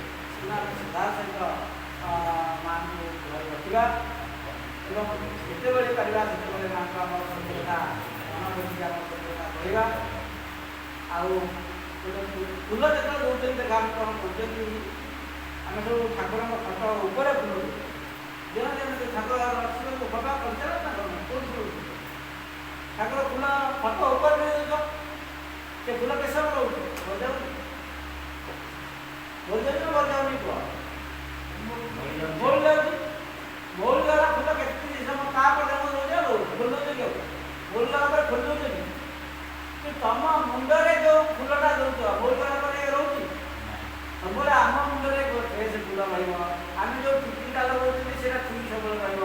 ଆମ ମୁହଁ ସବୁବେଳେ ଫ୍ରେଶ ଆମେ ରଖୁଛନ୍ତି। ଟିକିଏ ଭୟ ହେଲେ ପାଣିରେ ସାଙ୍ଗେ ସାଙ୍ଗେ ଆମ ମୁହଁଟା କ'ଣ ସକାଳୁ ମୁହଁ ଧୋଇ ହେଇଥିଲା ଆଉ ଦିନ ଧରୁନାହାନ୍ତି କି? ବାରବାର ଧରୁନାହାନ୍ତି କାହିଁକି ରହୁଛନ୍ତି? ପରିଷ୍କାର ପାଇଁ। ସେମିତି ଯେତେବେଳେ ମାଆଙ୍କ ଫଟୋ ଆମେ ରଖିବା, ଦେଖିଲେ ଟିକିଏ ଯଦି କିଛି ଅସୁନ୍ଦର ହେଲା ବସିଆ ହେଲା ଆମେ ତାକୁ ଯେତେବେଳେ ସୁବିଧା ପାଇବା ସେତେବେଳେ ସେମାନେ କରିବା। ଆଉ ଯେଉଁ ଫୁଲ ଦେବା ଆମେ ତାକୁ ସେମିତି ସବୁବେଳେ ପାଇଁ ଯେମିତି ଫୁଲ ପ୍ରାର୍ଥନା କରିବା ମାଆଙ୍କୁ ସେମିତି ରଖିବା। ଗୋଟେ ପ୍ଲେଟ୍ରେ ରଖିବା। ଆମେ ଯେମିତି ଭାତ ଖାଉଛୁ ଥାଳିରେ ଖାଉଛନ୍ତି ସେମିତି ମାଆଙ୍କର ଗୋଟେ ଥାଳି ଆମେ ରଖିବା, ତା ଗୋଟେ ପ୍ଲେଟ୍ରେ ରଖିବା, ସେଥିରେ ପାଣି କିଛି ଦେବା। ପାଣି ଦେଇକି ଯଦି ଆମେ ଫୁଲରେ ରଖିବା ତାହେଲେ ସେ ଫୁଲ ଆଉ ମଉଳିବ ନାହିଁ, ସବୁବେଳେ ସତେଜ ହେଇକି ରହିବ। ଠିକ୍ ହେଇଯିବନି? ତେଣୁ ଆମେ ସେମିତି ନୂଆ ନୂଆ କଥା କିଛି କରିବା, ସମସ୍ତେ ଆମେ ମାଆଙ୍କୁ ରଖିବା, ଆମ ଘରମାନଙ୍କରେ ରଖିକି ଆମେ ମାଆଙ୍କ ପାଖରେ ଆମର ନିବେଦନ କରିବା ଏବଂ ନୂଆ କଥାକୁ ଆମେ ସବୁବେଳେ ଗ୍ରହଣ କରିବା। ପ୍ରତି ମୁହୂର୍ତ୍ତରେ ଆମର ଯଜ୍ଞ ଯାଉଛି, ପ୍ରତି ମୁହୂର୍ତ୍ତରେ ଜୀବନ ବଦଳୁଛି। ପୁରୁଣା କଥାକୁ ନେଇକି ଆମେ ନୂଆ ବ୍ୟସ୍ତ ହେବା, କେତେବେଳେ ବି ବ୍ୟସ୍ତ ହେବା ନାହିଁ। କାରଣ ଯାହା ଆପଣମାନେ ଗୋଟେ କଥା ବିଚାର କରି ଦେଖନ୍ତୁ, ଯାହା ଯେତେ ଦୁଃଖ ହେଉ, କଷ୍ଟ ହେଉ, ସୁବିଧା ହେଉ, ଅସୁବିଧା ହେଉ, ଯେତେ ଦୁର୍ବିପାକ ହେଉ, ଯେଉଁଟା ଥିଲା ଆପଣଙ୍କର ବର୍ତ୍ତମାନ ଅଛି ଆଉ ଗୋଟେ ନୂଆଟା ଅଛି। ତେଣୁ ଯଦି ଆଜି ଜନ୍ମରୁ ଆଜି ପର୍ଯ୍ୟନ୍ତ ଯଦି ସବୁ କଥା ଗୁଡ଼ାକ ସବୁ ସମସ୍ୟା ଗୁଡ଼ାକ ଆମ ପାଖରେ ନାହିଁ, ଆଜି ଯେଉଁ ସମସ୍ୟା ଅଛି କାଲି ରହିବାର ଚାନ୍ସ ନାହିଁ। ତେଣୁ ସମସ୍ୟା ନେଇକି ଆମେ ବ୍ୟସ୍ତ ହେବା ନା ଖୁସି ହେବା? ଆମେ ଖୁସି ହେବା, କାରଣ ସାମୟିକ ଭାବରେ ସେ ଆମ ପାଖକୁ ଆସିଛି। ଆମର ଯେ କିଛି କରିପାରିବ ନାହିଁ, ଯେତେ ଦୁର୍ବିପାକ ଆସୁ ସିଏ କିଛି କରିପାରିବ ନାହିଁ। କାରଣ ସିଏ ତା କାଳ ସରିଗଲା ପରେ ସିଏ ଚାଲିଯିବ ନା ଚାଲିଯିବନି? ଆପଣ ଯାହା ଘରକୁ ଯାଉଛନ୍ତି କାମ କରିବା ପାଇଁ, କାମ ଡ୍ୟୁଟି ସରିଗଲା ପରେ ଆପଣ ତା ଘରେ ରହୁଛନ୍ତି ନା ଘରକୁ ପଳେଇ ଯାଉଛନ୍ତି? ମୂଳ ଧରିଲେ ପଳେଇ ଆସିବେ, ପଳେଇ ଆସୁନାହାନ୍ତି ନା? ସମୟ ଚାଲିଗଲା ପରେ ବି ରହୁଛନ୍ତି। ସେମିତି ଆମ ସମସ୍ତଙ୍କର ସମସ୍ୟା ଯାହା ଅଛି ସିଏ ଆସିଛନ୍ତି ଆମ ପାଖରେ ସେ କାମ କରିବା ପାଇଁ। ଯେଉଁ ସମସ୍ୟାଟା ମାନେ କ'ଣ, ସେ ଆମ ପାଖକୁ ଆସିଛି, ସେ ତା କାମ କରିବ ବୋଲି। ତା କାମ ଡ୍ୟୁଟି ସରିଗଲା ପରେ ସେ ରହିବ ନା ପଳେଇବ? ପଳେଇବନି। ତେଣୁ ସେତିକି ସମୟ ଆମକୁ ଧୈର୍ଯ୍ୟ ସହିତ ଅପେକ୍ଷା କରିବାକୁ ପଡ଼ିବ ଯେ ସିଏ ତା ଘଣ୍ଟିଟା ବାଜିବା ପର୍ଯ୍ୟନ୍ତ। ଯେତେବେଳେ କ୍ଲାସ୍ ଛୁଟି ହେଇଯିବ, ଛୁଆ କ'ଣ ତମେ ଘଣ୍ଟି ବାଜିଗଲା ବେଳେ ପୁଣି ଛୁଟି ପରେ କ୍ଲାସ୍ରେ ରୁହ ନା ପଳେଇ ଆସ ଘରକୁ? କ'ଣ କର? ଛୁଟି ହେଲା ପରେ ଘରକୁ ପଳେଇ ଆସ ନାହିଁ? ସେମିତି ଯେତେ ସମସ୍ୟା ଆମ ପାଖକୁ ଆସୁଛି ତାର ଛୁଟି ବେଳା ଆସିବ, ସିଏ ତାର ପଳାଇଯିବ। ପୁଣି ତାପରେ ସିଏ ଆଉ ଗୋଟେ ସମସ୍ୟା ଆସିବ, ସେ ପୁଣି ପଳେଇଯିବ। ତେଣୁ ଆମେ ବ୍ୟସ୍ତ ହେବା ନାହିଁ, ନୂଆ ନୂଆ ଜୀବନ ବଞ୍ଚିବା, ପୁରୁଣା ଉପରେ ଆମେ ବ୍ୟସ୍ତ ହେବା କାହିଁକି? ସମସ୍ତେ ଗୋଟେ ଅନୁରୋଧ, ସମସ୍ତେ ମା ଶ୍ରୀହରିଙ୍କ ଫଟୋ ଘରେ ରଖ, ପ୍ରାର୍ଥନା କର ଏବଂ ଯାହା ଯେତେବେଳେ ଘର କଥା ସେଟା କୁହ। କାରଣ ପ୍ରକୃତର ଘରର ମାଲିକ ହେଉଛନ୍ତି ମା। ଯେଉଁ ମା ଆମେ ସେ ମା ଆମ ଭିତରେ ଅଛନ୍ତି। ତେଣୁ ଆମେ ଯେତେବେଳେ ଗଲେ ବି ରଖିବା। ଆଉ ଗୋଟେ କଥା ସବୁବେଳେ ମନେ ରଖ, ତମେ ଜନ୍ମ ପାଖରେ ରହୁଛ, ବାହାରେ ରହୁଛ, ସବୁବେଳେ ଭାବିବ ଯେ ମୁଁ ଯେତେବେଳେ ଏକଲା ନୁହେଁ, ମୋ ସହିତ କିଏ ଅଛନ୍ତି? ମୋ ସହିତ ମା ଅଛନ୍ତି, ମୋ ସହିତ ଭଗବାନ ଅଛନ୍ତି। ତେଣୁ ଆମର କିଛି ଚିନ୍ତା ନାହିଁ, କେହି ନଥିଲା ବେଳେ ବି ମୋ ସହିତ କିଏ ଅଛନ୍ତି।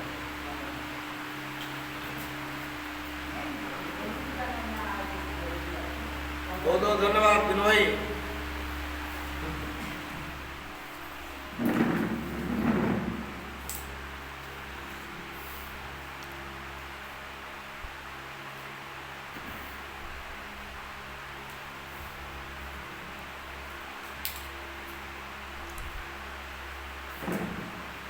ଲକ୍ଷ୍ମୀ ମାଙ୍କର ଗୋଟେ ଅନୁରୋଧ ରହିଲା, କିଛି ସମୟ ପାଇଁ ଗୋଟେ କଥା ମୁଁ କହିବାକୁ ଚାହୁଁଛି। ଯେ ଆମେ ତ ଜାଣିଲେ ମା ଓ ଶ୍ରୀ ଅରବିନ୍ଦଙ୍କ କଥା, ଏଇ ମା ଓ ଶ୍ରୀ ଅରବିନ୍ଦଙ୍କୁ ଖାଲି ଘରେ ରଖିଦେବା ନା ତାଙ୍କ ବିଷୟରେ ଟିକେ ଅଧିକରୁ ଅଧିକ ଜାଣିବା ଏବଂ ତାଙ୍କର ନୀତି ଆଦର୍ଶ ଗୁଡ଼ିକ କ'ଣ, କେମିତି ଢଙ୍ଗରେ ଆମ ଜୀବନ ବଞ୍ଚିବା, ଆମ ଜୀବନଶୈଳୀ କେମିତି ହେବ, ଯଦି ଏଇ କଥାଟିକୁ ଆମେ ଜାଣିବାକୁ ଚାହୁଁ ତାହେଲେ ଆମ ଘରମାନଙ୍କରେ ଗୋଟେ ଶ୍ରୀ ଅରବିନ୍ଦଙ୍କର ପାଠଚକ୍ରଟି ନିଶ୍ଚିତ କରିବା ଦରକାର। ପାଠଚକ୍ର କଲେ କ'ଣ ପ୍ରଭାବ ହୁଏ, ମୁଁ ତାର କେତେ ଜ୍ୱଳନ୍ତ ଉଦାହରଣ ଦେଉଛି। ପାଠଚକ୍ର କଲେ ମାଙ୍କର ସୁରକ୍ଷା କେମିତି ରହେ, ମୁଁ କେତେଟା ଖାଲି ମାନେ ଏକଦମ ସତ ସତ ଘଟଣାଟି ମୁଁ କହୁଛି। ପାଠଚର କରୁଥିବା ଜଣେ ବ୍ୟକ୍ତିଙ୍କର ଗୋଟେ ଛୋଟ ଛୁଆ, ସେ ପଢ଼ୁଥାଏ କେଜି କ୍ଲାସରେ। କେଜି ମାନେ ଯେଉଁଟାକି 4 ବର୍ଷର ପିଲା ସିଏ ହେଲା। ତାଙ୍କୁ ଥରେ ତାଙ୍କ ଟିଚର ସବୁ ଖାତା ସିରିଏଲ କରି ଡାକୁଥାନ୍ତି, ଆସ ଜଣେ ଖାତା ଦେଖାଅ, ପାଠ ଦେଇଛନ୍ତି ଖାତା ଦେଖାଅ। କେତେଟା ଯିଏ କରିନାହାନ୍ତି ଟାକୁଟି ଗୋଟେ ବାଡ଼ି ଧରିଛନ୍ତି, ଟୁକୁଡ଼ି ଦେଇଛନ୍ତି ପାର। ଇଏ ଯେଉଁ ଛୁଆଟି ସେ ପାଠଚକ୍ର ଶୁଣିଛି ଯେ ମା ମାଡ଼ ମାରିବା ସପକ୍ଷରେ ଜମା ନୁହନ୍ତି। ଆଉ ଗୋଟେ ବାଣୀ ସେ ଜାଣିଛି, ଯଦି କିଛି ଅସୁବିଧା ଦେଖାଦିଏ ସଙ୍ଗେ ସଙ୍ଗେ ମୋର ନାମ ମା ମା ଜପ କର। ପିଲାଙ୍କର ମାଡ଼ ଦେଖିକିରି ସେ ଛାନିଆ ହେଇଗଲା, ଛାନିଆ ହେଇକି ତାର ମା ମା ମା ମା ମା ମା ଜପୁଛି। ତା ପାଳି ପଡ଼ିଗଲା, ତାକୁ ଟିଚର ଡାକିଦେଲେ। ଏ ଛାନିଆରେ କଲମ ଖାତା ଆଣିନି, ଖାତା ଆଣିଲେ ତ ଦେଖିବ ଭୁଲ ହେଇଛି ଠିକ୍ ହେଇଛି ମାରିବ, ଖାତା ମୁଁ ଆଣିନି କହିଦେବ। କାହିଁକିନା ଇଏ ପିଲା ରେଗୁଲାର ଖାତା ଆଣେ, ତାର କେବେ ଖାତା ବହି ଏଗୁଡ଼ାକ ନେବାରେ ଢିଲା ନାହିଁ। ଖାତା ଆଣିନ ଦେଖିଆ ତ ବେଗେ ବେଗରୁ ବାହାରିଲା ଖାତା, ଏଇଟା ଖାତା, ମିଛ କାହିଁ କହିଲୁ? ଟିଚର ପଚାରିଲେ ମିଛ କାହିଁ? ସିଧାସଳଖ ଭାବରେ କହିଲା, ମା ତ ମନା କରିଛି ମାରିବା ପାଇଁ, ତମେ ମାରୁଛ କାହିଁକି? ଟିଚର ପଚାରିଲେ ମିଛ କାହିଁକି କହିଲୁ? ସିଧାସଳଖ ଭାବରେ ପିଲା ଟିଚରକୁ କହୁଛି, ମା ତ ମନା କରିଛି ମାରିବା ପାଇଁ, ତମେ ମାରିଲ କାହିଁକି? ତମେ ମାରିଲ ଯେ ମୁଁ ଭୟରେ ମିଛ କହିଲି। ଟିଚର ମୁଣ୍ଡ ଗରମ, ଫ୍ୟୁଜ୍ ଏକାଥରକେ।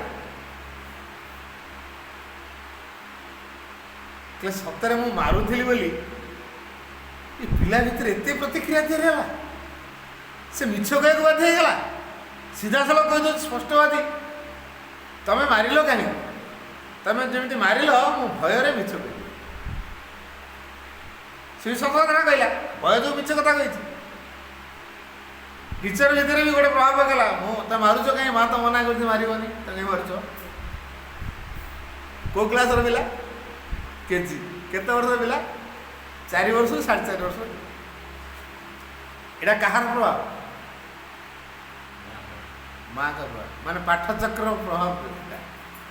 କାରଣ ସେ ଜନ୍ମରୁ ପାଠ ମାନେ ମାଙ୍କ ପ୍ରଭାବରେ ଆସିଛି, ବୁଝିବୁଝି। ଜନ୍ମ ହେବା ପୂର୍ବରୁ ତା ମା ପ୍ରାର୍ଥନା କରିଥାଏ, ତା ବାପା ପାଠଚକ୍ର କାମ ବୁଲି ବୁଲିକା କରନ୍ତି।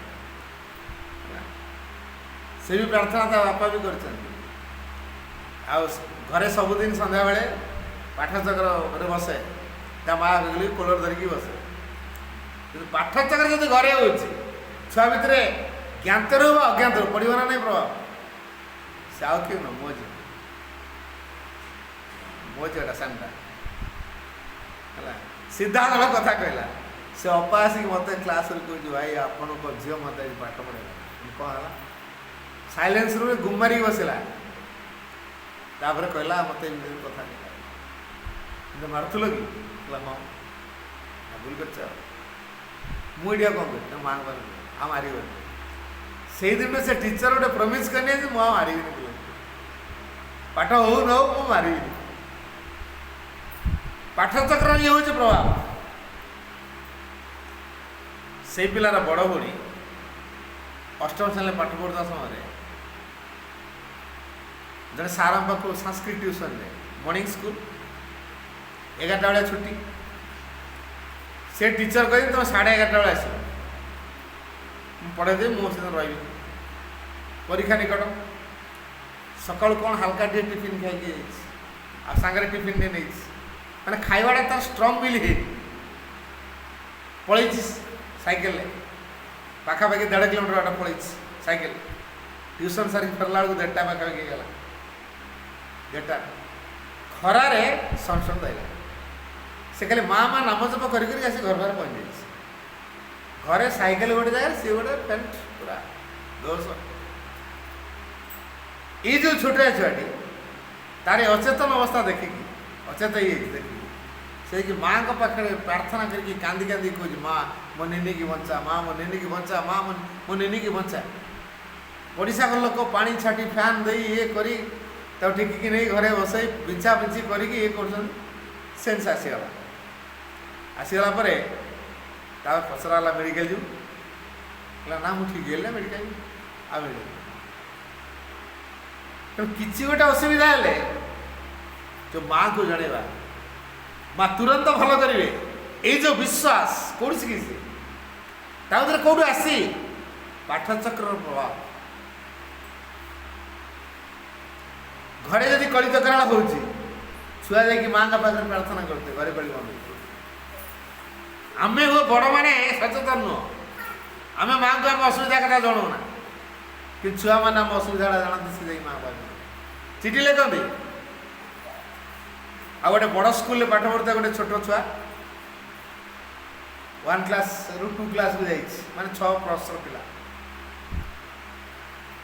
ତା ମା ତାକୁ ସ୍କୁଟିରେ ସବୁଦିନ ଆଣନ୍ତି, ଛାଡ଼ିକି ଯାଆନ୍ତି।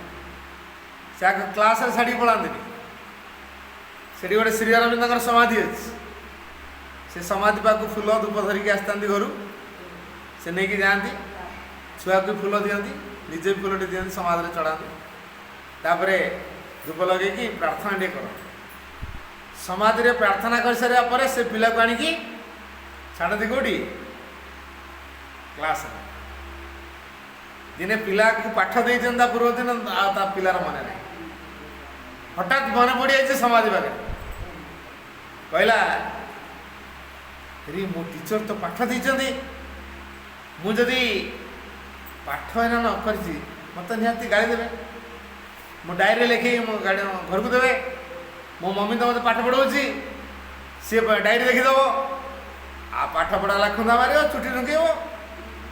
ଏଇ ଭୟରେ ସେ କ'ଣ କଲା, ସେ ଜାଣେ ତା ମାଆର କିଛି ଅସୁବିଧା ହେଲେ ସେ ମାଆଙ୍କ ଫଟୋ ପାଖରେ ଚିଠି ଦିଏ, ତା ବାପାଙ୍କର କିଛି ଅସୁବିଧା ହେଲେ ସେ ବାବାଙ୍କ ପାଖରେ ଚିଠି ଲେଖିଦିଏ।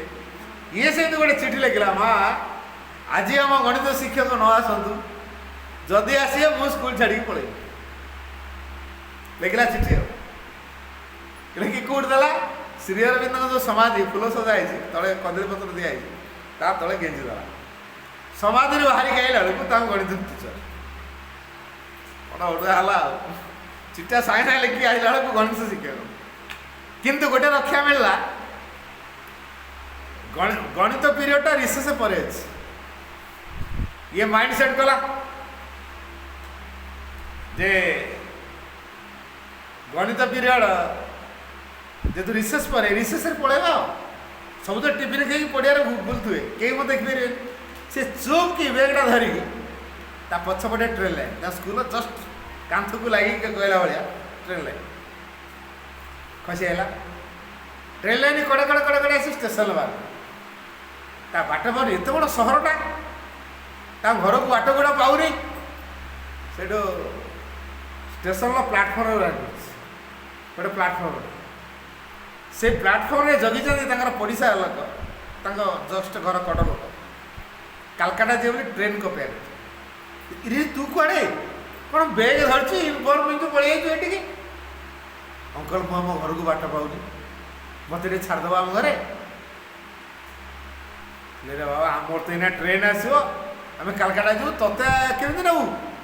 ତୁ ଗୋଟେ କାମ କର, ପିଲାଟାକୁ ଛାଡ଼ିକି ଯାଇପାରୁନାହାନ୍ତି, ଏକୁଟିଆ ଘର ପାଉନି, କୁଆଡ଼େ ବଳ ହେବ, କିଏ ତ ନେଇଯିବ, କିଡ଼ନାପ୍ ହେଇଯିବ, ଅଲଗା।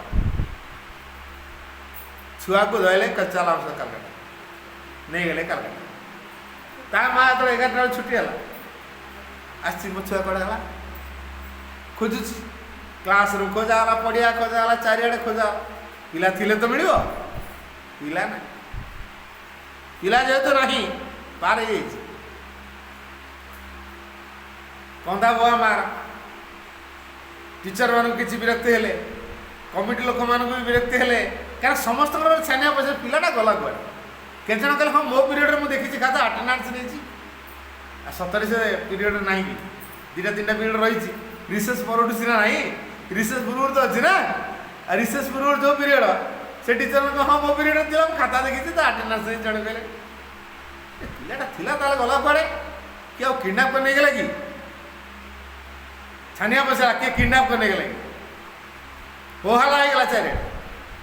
ଆଉ ତ ସହର ପୋଲିସ ଇମିଡ଼ିଏଟ୍ ତଳେ ଇନଫର୍ମେସନ୍ ପାଇଯାଇଛନ୍ତି, ରିପୋର୍ଟ ବି ପାଇଯାଇଛନ୍ତି, ମାଡ଼ି ଆଇଲେ ଏ ସମସ୍ତଙ୍କୁ ଆରେଷ୍ଟ କରାହବ, ସମସ୍ତଙ୍କୁ ଇଏ କରା, ଦୁନିଆ ଝାମେଲା କରେଇଦେଲେ। ତାପରେ ଇଏ କାଲକାଟାରେ ପହଞ୍ଚିକି ଟିଫିନ୍ ଫିନ୍ ଖାଇ ଇଏ କରି ସୁସ୍ଥରେ କହିଲା ମୁଁ ଘରକୁ ଟିକେ ମାମା ସହିତ କଥା ହେବି। ଭିଡ଼ିଓ କଲିଂ କରି ମାମା ସହିତ କଥା ହେବି। ମାମା ମୁଁ କାଲକାଟା ଆସିଛି ଯେ ମେଟ୍ରୋ ଟ୍ରେନ୍ ମାଟି ତଳେ ଗୋଟେ ଟ୍ରେନ୍ ଯାଏ, ଆମର ତ ଏଠି ନାହିଁ ମାଟି ତଳେ ଟ୍ରେନ୍, ଏଠି ଆମର ମାଟି ତଳେ ଗୋଟେ ଟ୍ରେନ୍ ଚାଲିଥିଲା, ମୁଁ ସେଇ ଟ୍ରେନ୍ରେ ଆସିଛି। ଏଇ ହୋଟେଲରେ ଆମେ ବଢ଼ିଆ ଖାଇବୁ, କି ବଢ଼ିଆ ବଢ଼ିଆ ମିଠା ସବୁ ଏଠି, ଆମର ଏଠି ନାହିଁ। ତୁ ଅଛୁ କେଉଁଠି? ନା ଅଙ୍କଲ ସାଙ୍ଗରେ ପୁରା କାଲକାଟାରେ ଅଛି। ତାର ଖୁସିର ସୀମା କହିଲେ ନ ସରେ। ଛୁଆ ତାର କୁଲୁରୁଛି କାଲକାଟା ଅଛି। ଏଣେ ବାପା ମାଆଙ୍କର ବିପି ବଢ଼ିଗଲାଣି, ଟିଚରଙ୍କର ବିପି ବଢ଼ିଗଲାଣି। ସ୍କୁଲ ସିଜ୍ କରିଦେବେ ନା ଆସନ୍ତାକାଲି ପୋଲିସ, ପୁରା ଏତେ ବଡ଼ ସ୍କୁଲଟା ବନ୍ଦ କରିଦେବ, ଆରେଷ୍ଟ କରିବ ଟିଚରଟାକୁ। ଏ 64ଟା ଟିଚର ଗୋଟେ ସ୍କୁଲରେ ଆରେଷ୍ଟ ହେବେ, ବଡ଼ କଟକଣା। ତାପରେ ତା ମା ଯାଇକି ପୋଲିସ ଷ୍ଟେସନ ନା ଆମ ପିଲାର ସନ୍ଧାନ ପାଇଲୁଣି, ଆମେ କେହିଟା ଅଭିଯୋଗ କରୁଛୁ। ତାକୁ 5ଟା ବେଳେ ଯେ ସମାଧି ସଜଉଥିଲେ ଫୁଲ ବଦଳା ବଦଳି ହୁଏ, ଚିଠି ପାଇକି ଯାଇ କହିଛନ୍ତି ଭାଇ ସେ ପିଲାକୁ ଚିଠି ଲେଖି ଯାଇଛି। ସେ ଯେଉଁଠିକି ଯାଇଥାଉ ଯେହେତୁ ମାଆକୁ ଚିଠି ଲେଖିଛି ନିଶ୍ଚୟ ଭଲ ଥିବ। ସେକ୍ରେଟାରୀ ମହାଶୟ ଫୋନ୍ କରି ତା ମାଆକୁ କହିଲେ ଦେଖନ୍ତୁ ସେ ଯେଉଁଠିକି ଯାଇଥିବ ନିଶ୍ଚୟ ଭଲରେ ଥିବ, କାରଣ ସେ ମାଆକୁ ଚିଠି ଲେଖି ଯାଇଛି। ତେଣୁ ମାଆ ନିଶ୍ଚୟ ତାକୁ ଗୋଟେ ସୁରକ୍ଷିତ ଜାଗାରେ ରଖିଛନ୍ତି, ଧୈର୍ଯ୍ୟ ରଖନ୍ତୁ ଠିକ୍ ହେଇଯିବ। ତାପରେ ତ 7ଟା ବେଳକୁ ମେସେଜ ପୁରା ଫୋନ୍ରେ କଥାବାର୍ତ୍ତା ହେଇଯାଇଛି ଭିଡ଼ିଓ କଲିଂରେ। ତେଣୁ ଖୁସି ହେଇଗଲା। 3-4 ଦିନ ରହିଲା ପରେ ଆସିଲା, ଆସିକି କୁଆଡ଼େ କୁଆଡ଼େ ଯାଇଛି, କ'ଣ ଦେଖିଛି, କ'ଣ ଖାଇଛି, ଖାଲି ଦେଖିଲା ବଖାଣୁଛି, ଗଲା ବଖାଣୁଛି ବୁଝିହେଉଛି, କାରଣ ଖୁସିଟା ବହୁତ। ଆଚ୍ଛା ଏଇ ଯେଉଁ ମାଆକୁ ଚିଠି ଲେଖିଲେ ସୁରକ୍ଷା ମିଳେ, ମା ରକ୍ଷା କରନ୍ତି, ଏ ବିଶ୍ୱାସ ନିର୍ଭରତା ସେ କେଉଁଠୁ ଶିଖିଲା? ତା ଭିତରେ କେଉଁଠୁ ଆସିଲା? ପାଠଚକ୍ର କରିବା। ଯେହେତୁ ତାଙ୍କ ଘରେ ପାଠଚକ୍ର ହେଉଛି, ପ୍ରତି କଥାରେ ଯେହେତୁ ତାଙ୍କର ସମସ୍ତେ ମାଆକୁ ଜଣାଉଛନ୍ତି, ପ୍ରତ୍ୟେକ କଥାରେ, ତେଣୁ ଘରେ ପାଠଚକ୍ର କଲେ ଆମ ଘର ବଦଳିବାର ନାହିଁ, ଆମ ଜୀବନରେ ବଦଳିବାର ନାହିଁ, ଘରେ ପାଠଚକ୍ର କରିବା ଦରକାର। ଏ ପାଠଚକ୍ର କୌଣସି ନୈତିକତାର ଅନୁଷ୍ଠାନ ନୁହେଁ, ଦୀକ୍ଷାର କଥା ନୁହେଁ। ଆପଣ ଭାବୁଥିବେ ଯେ ଭାଇମାନେ ଆସନ୍ତି ଆମକୁ କିଛି ଦୀକ୍ଷା ଦେଖିଯିବେ ବୋଲି, ମୋଟେ ନୁହଁ। ଆମେ ଦୀକ୍ଷା ଦେବା ପାଇଁ ଟିକେ ଆସିନୁ, ଇଏ ଦୀକ୍ଷାର କଥା ଆମେ କହୁନୁ, ମାଆଙ୍କୁ ଭଲ ପାଇବା କଥା କହୁଛି, ଶିକ୍ଷାର କଥା କହୁଛି।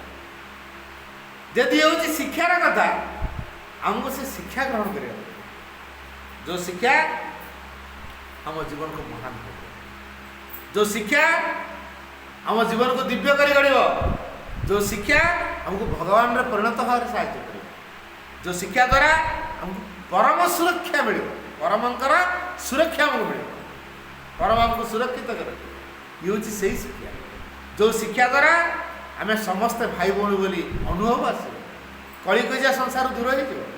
ଏଇ ଯେଉଁ ବର୍ତ୍ତମାନ ରୁଷିଆ ୟୁକ୍ରେନ୍ ଯୁଦ୍ଧ ଚାଲିଛି, ଖାଲି ବୋମା ମରାମରି ହେଉଛନ୍ତି, ଖାଲି ମାନେ ବୋମା ଗୁଡ଼ାକ ମରାମରି ହେଉଛନ୍ତି। କେତେ ଜୀବନ ଗଲାଣି, କେତେ ଧନ ସମ୍ପତ୍ତି ଘର ଦ୍ୱାରା ନଷ୍ଟ ହେଲାଣି, ହିସାବ। ଏ ଯୁଦ୍ଧ ମଧ୍ୟ ହେବନି, ଲୋକ କେହି କାହା ସହିତ ବାଦ ବିବାଦ କରିବେନି, କଳିକଜିଆ କରିବେନି। ଏ ସଂସାର ଦିବ୍ୟ ସ୍ୱର୍ଗ ରାଜ୍ୟରେ ପରିଣତ ହେବ। ଯଦି ଏଇଭଳି ଏକ କଥା ଆମେ କହିବାକୁ ଚାହୁଁ, ଏଇଭଳି କାମ ଯଦି ଆମେ କରିବାକୁ ଚାହୁଁ, ସାହାଯ୍ୟ କିଏ କରିବ? ପାଠଚକ୍ର ସପ୍ତାହରେ ଦିନଟିଏ ବସିବା, ଗୋଟେ ନିର୍ଦ୍ଦିଷ୍ଟ ସମୟ ରଖିବା, ନିର୍ଦ୍ଦିଷ୍ଟ ବାର ନିର୍ଦ୍ଦିଷ୍ଟ ସମୟରେ ମାଆଙ୍କ ଫଟୋ ରଖିବା। ମାଆଙ୍କୁ ଯେତେ ସୁନ୍ଦରରେ ସଜେଇବା, ଆମ ଭିତରଟା ସେତେ ସୁନ୍ଦର ଭାବରେ ସଜାଡ଼ି ହେଇଯିବ। ମାଆଙ୍କୁ ଯେତେ ସୁନ୍ଦର ସଜେଇବା, ଆମ ଭିତର ସେତେ ସଜାଡ଼ି ହେଇଯିବ। ତାପରେ ନୀରବରେ ଏ ମାଆକୁ ଟିକେ ସ୍ମରଣ କରିବା। ତାପରେ ଆମେ ମାଆଙ୍କ ବହି କିଛି ପଢ଼ିବା। ଯଦି କିଏ ବୁଝି ନ ପାରିଲେ, ଯେଉଁମାନେ ବୁଝେଇ ପାରିବେ ସେ ବୁଝେଇବେ, ଘଣ୍ଟାଟିଏ ପଢ଼ିଲା ପରେ ପୁଣି ନୀରବ ରହି ମାଙ୍କ ପାଖରେ କାର୍ଯ୍ୟ କରିବେ, ନିବେଦନ କରିବେ। ଏଇଟା ଯେ କେବଳ ବିଧି ସପ୍ତାହରେ ଦିନେ ହେବ ତା ନୁହେଁ, ଆପଣ ପ୍ରତିଦିନ କଲେ ଆହୁରି ଭଲ। ଯେହେତୁ ଆମେ କର୍ମବହୁଳ ଜୀବନ ଭିତରେ ବ୍ୟସ୍ତ ରହୁଛୁ, ସମୟ ବାହାର କରିପାରୁନୁ, ତେଣୁ ଅତି କମ୍ରେ ଏତିକିଟା ହଉ। ଯଦି ସବୁଦିନ ହେଇପାରୁଛି ତାହେଲେ ଆହୁରି ଭଲ କଥା। ସବୁଦିନ ଯଦି ଆମେ ମାଙ୍କ ପାଖରେ ବସିକି ବହି ଟିକେ ପଢ଼ିପାରୁଛେ, ଧ୍ୟାନ ଟିକେ କରିପାରୁଛେ, ପାଠଶାଠ ଯଦି କରିପାରୁଛେ, ତାହେଲେ ଆହୁରି ଅତି ଉତ୍ତମ କଥା। ଯେଉଁ ମୋବାଇଲ ଡେଲି ଚାର୍ଜ ହେଉଛି, ସେ ଚାର୍ଜ କାହିଁ ସରିବ? ଯେ 3 ଦିନ 4 ଦିନ ଚାର୍ଜ, 3 ଦିନ କଥା ହେଲା ବେଳକୁ ଡାଉନ୍, ଦରକାର ପଡ଼ିଲେ ସୁଇଚ୍ ଅଫ୍ ହେଇଥିବ। କ'ଣ ହେଲା ତ ଫୋନ୍ କାହିଁ ସୁଇଚ୍ ଅଫ୍? ଚାର୍ଜ ନଥିଲା। ତେଣୁ ପାଠଚକ୍ର ହେଉଛି ଚାର୍ଜ। କୂଅରେ ପାଣି ଅଛି, ଆମ ଟାଙ୍କିକୁ ଉଠେଇବା, ମଟରଟା ଲଗାଉ, କୂଅରୁ ପାଣି ଦୌଡ଼ି ଲଗା ଟଣା ଇଏ କର, ଏ ହେଉଛି ନା କଷ୍ଟ। କିନ୍ତୁ ମଟରରେ ପାଣି ଉଠେଇ ଦେଇକି ଛାତ ଉପରେ ଗୋଟେ ଟାଙ୍କି କରିଦେଇଛେ, ଟାଙ୍କିରେ ଲୋଡ଼ କରିଦେଇଛେ, ତଳେ ଖାଲି ଟ୍ୟାପ୍ ମୋଡ଼ିଲେ ପାଣି ବାହାରିଲା। ଆଜିକାଲି ସିଷ୍ଟମ ଏଇଆ। ତେ ମାଟି ତଳେ ଯେଉଁ ପାଣିଟା ଅଛି, ଟାଙ୍କି ଉପରକୁ ଯିବା ପାଇଁ ହେଲେ ସାହାଯ୍ୟ କିଏ କରୁଛି? ମଟର। ପାଠଚକ୍ର ହେଉଛି ସେ ମଟର। ପାଠଚକ୍ର ହେଲା ସେଇ ପାଣି ଉଠା ମଟର। ସେ କ'ଣ କରୁଛି? ଭଗବାନଙ୍କ ପାଖରେ ଯେଉଁ ଶକ୍ତି ଅଛି ତାକୁ ଆଣିକି କାହା ପାଖରେ ଦେଉଛି? ଆମ ପାଖରେ ଦେଉଛି। ତେଣୁ ପାଠଚକ୍ର ମାଧ୍ୟମରେ ଭଗବାନଙ୍କ ପାଖରୁ ଶକ୍ତି, ଜ୍ୟୋତି, ଆନନ୍ଦ, ଶାନ୍ତି ଆସି ଆମ ପାଖରେ କାମ କରୁଛି। ତେଣୁ ଇଏ ହେଲା ପାଠଚକ୍ର, ହେଲା ମଟର। ଏ ବଲ୍ବଟା ଜଳୁଛି, କରେଣ୍ଟ କଟିଗଲ, ବଲ୍ବ ଲିଭିଯିବ। କିନ୍ତୁ ଜେନେରେଟରଟା ଯେ ଅଛି, ଜେନେରେଟର ଲଗାଇଦେବା, ପ୍ଲଗ୍ ଟିକେ ଦେବା, ପୁଣି ଜଳିବ ନା ନାହିଁ? ପାଠଚକ୍ର ହେଉଛି ଜେନେରେଟର, ଯିଏ ଶକ୍ତି ଉତ୍ପନ୍ନ କରେ, ବିଜୁଳି ଶକ୍ତି। ପାଠଚକ୍ର ଯଦି ଜେନେରେଟର ହୁଏ, ସେଠି ଯେଉଁ ଶକ୍ତି ବାହାରୁଛି, ସେ ଶକ୍ତିରେ ଆମେ ଚାର୍ଜ ହେଇଯିବା। ତେଣୁ ପାଠଚକ୍ର ଧର୍ମର କଥା ନୁହେଁ, ନୈତିକତାର କଥା ନୁହେଁ, ଇଏ ସିଧାସଳଖ ଆଧ୍ୟାତ୍ମିକତାର କଥା। ଯଦି ଆମେ ଆଧ୍ୟାତ୍ମିକତାକୁ ଗ୍ରହଣ କରିପାରିବା, ତାହେଲେ ଆମ ଜୀବନ ନିଶ୍ଚିତ ମହାନ ହେବ, ନିଶ୍ଚିତ ମହାନ ହେବ। ଆଉ ଏମିତି ନା ମଣିଷ ଭଳିଆ ଆମେ ବଡ଼ ହେବା, ବୁଢ଼ା ହେବା, ରୋଗ ହେବ, ମରିବା। କିଏ ଆଉ ମରିବନି ଅନୁସାରେ? କାରଣ ଆମେ ଯେଉଁ ଶରୀରକୁ ନେଇକି ଆସିଛେ, ସେଇଟା ବା ଜଡ଼ ଉପାଦାନରେ ତିଆରି ହେଇଛି, ମରିବ ଦିନେ ନଷ୍ଟ ହେବ। କିନ୍ତୁ ପାଠଚକ୍ର କରିକି ଯାଇଥିଲେ ଆଉ ଗୋଟେ ଶରୀର ଏମିତି ହର ଆସିବ, ଯେଉଁ ଶରୀର ସହଜ ନଷ୍ଟ ହେବ, ସୌନ୍ଦର୍ଯ୍ୟକୁ ପ୍ରକାଶ କରିବ, ସୁନ୍ଦର କଥା। ତେଣୁ ଆସନ୍ତୁ ଆମମାନେ ନିୟମିତ ପାଠଚର କରିବା। କେଉଁମାନେ ଘରେ ପାଠଚର ହେଉଛି? ଅପାମାନ ଘରେ ପାଠଚର ହେଉଛି? ଅପା ପାଠଚର ହେଉଛି ଆପଣଙ୍କ ଘରେ? ହଉନି? ହଉ, କରିବେ। ଲକ୍ଷ୍ମୀ ଭାଇ ସାହାଯ୍ୟ କରିବେ, ଲକ୍ଷ୍ମୀ ଭାଇ ସାହାଯ୍ୟ କରିବେ। ପାଠଚର ଏଠି ହେବ। ଏଠି ଆଜି ପାଠଚର ଆରମ୍ଭ ହେଲା। ଏ ଘର ହେଲା ମାଙ୍କ ଧାମ, ମାତୃପୁରୀ। ନା କ'ଣ ଦେଇଛନ୍ତି? ମୋ ନୂଆଟା ମୋର ବାହାରିଲା ସ୍ୱାଭାବିକ ଭାବରେ, ମାତୃପୁରୀ। ଆପଣ ଏ ଘରର ନାଁ ଲେଖନ୍ତୁ, ମାତୃପୁରୀ ହେଲା। ଏ ଘର ହେଲା ମାତୃପୁରୀ, ମାଙ୍କର ଅପୁର ଇଏ, ମାଙ୍କ ପୀଠ ଇଏ। ତେଣୁ ଏଇ ମାତୃପୁରୀରେ ଆପଣମାନେ ସମସ୍ତେ ସହଯୋଗ କରନ୍ତୁ, ମାଙ୍କ ଉପସ୍ଥିତିକୁ ଏଠି ଅନୁଭବ କରନ୍ତୁ, ମାଙ୍କ ପ୍ରଭାବକୁ ନେଇ କାର୍ଯ୍ୟ କରନ୍ତୁ, ତାହେଲେ ଏ ଜୀବନ ଧନ୍ୟ।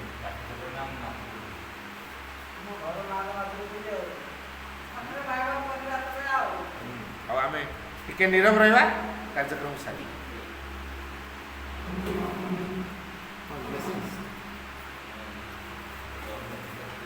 ଡଟ୍ ଏଇଟା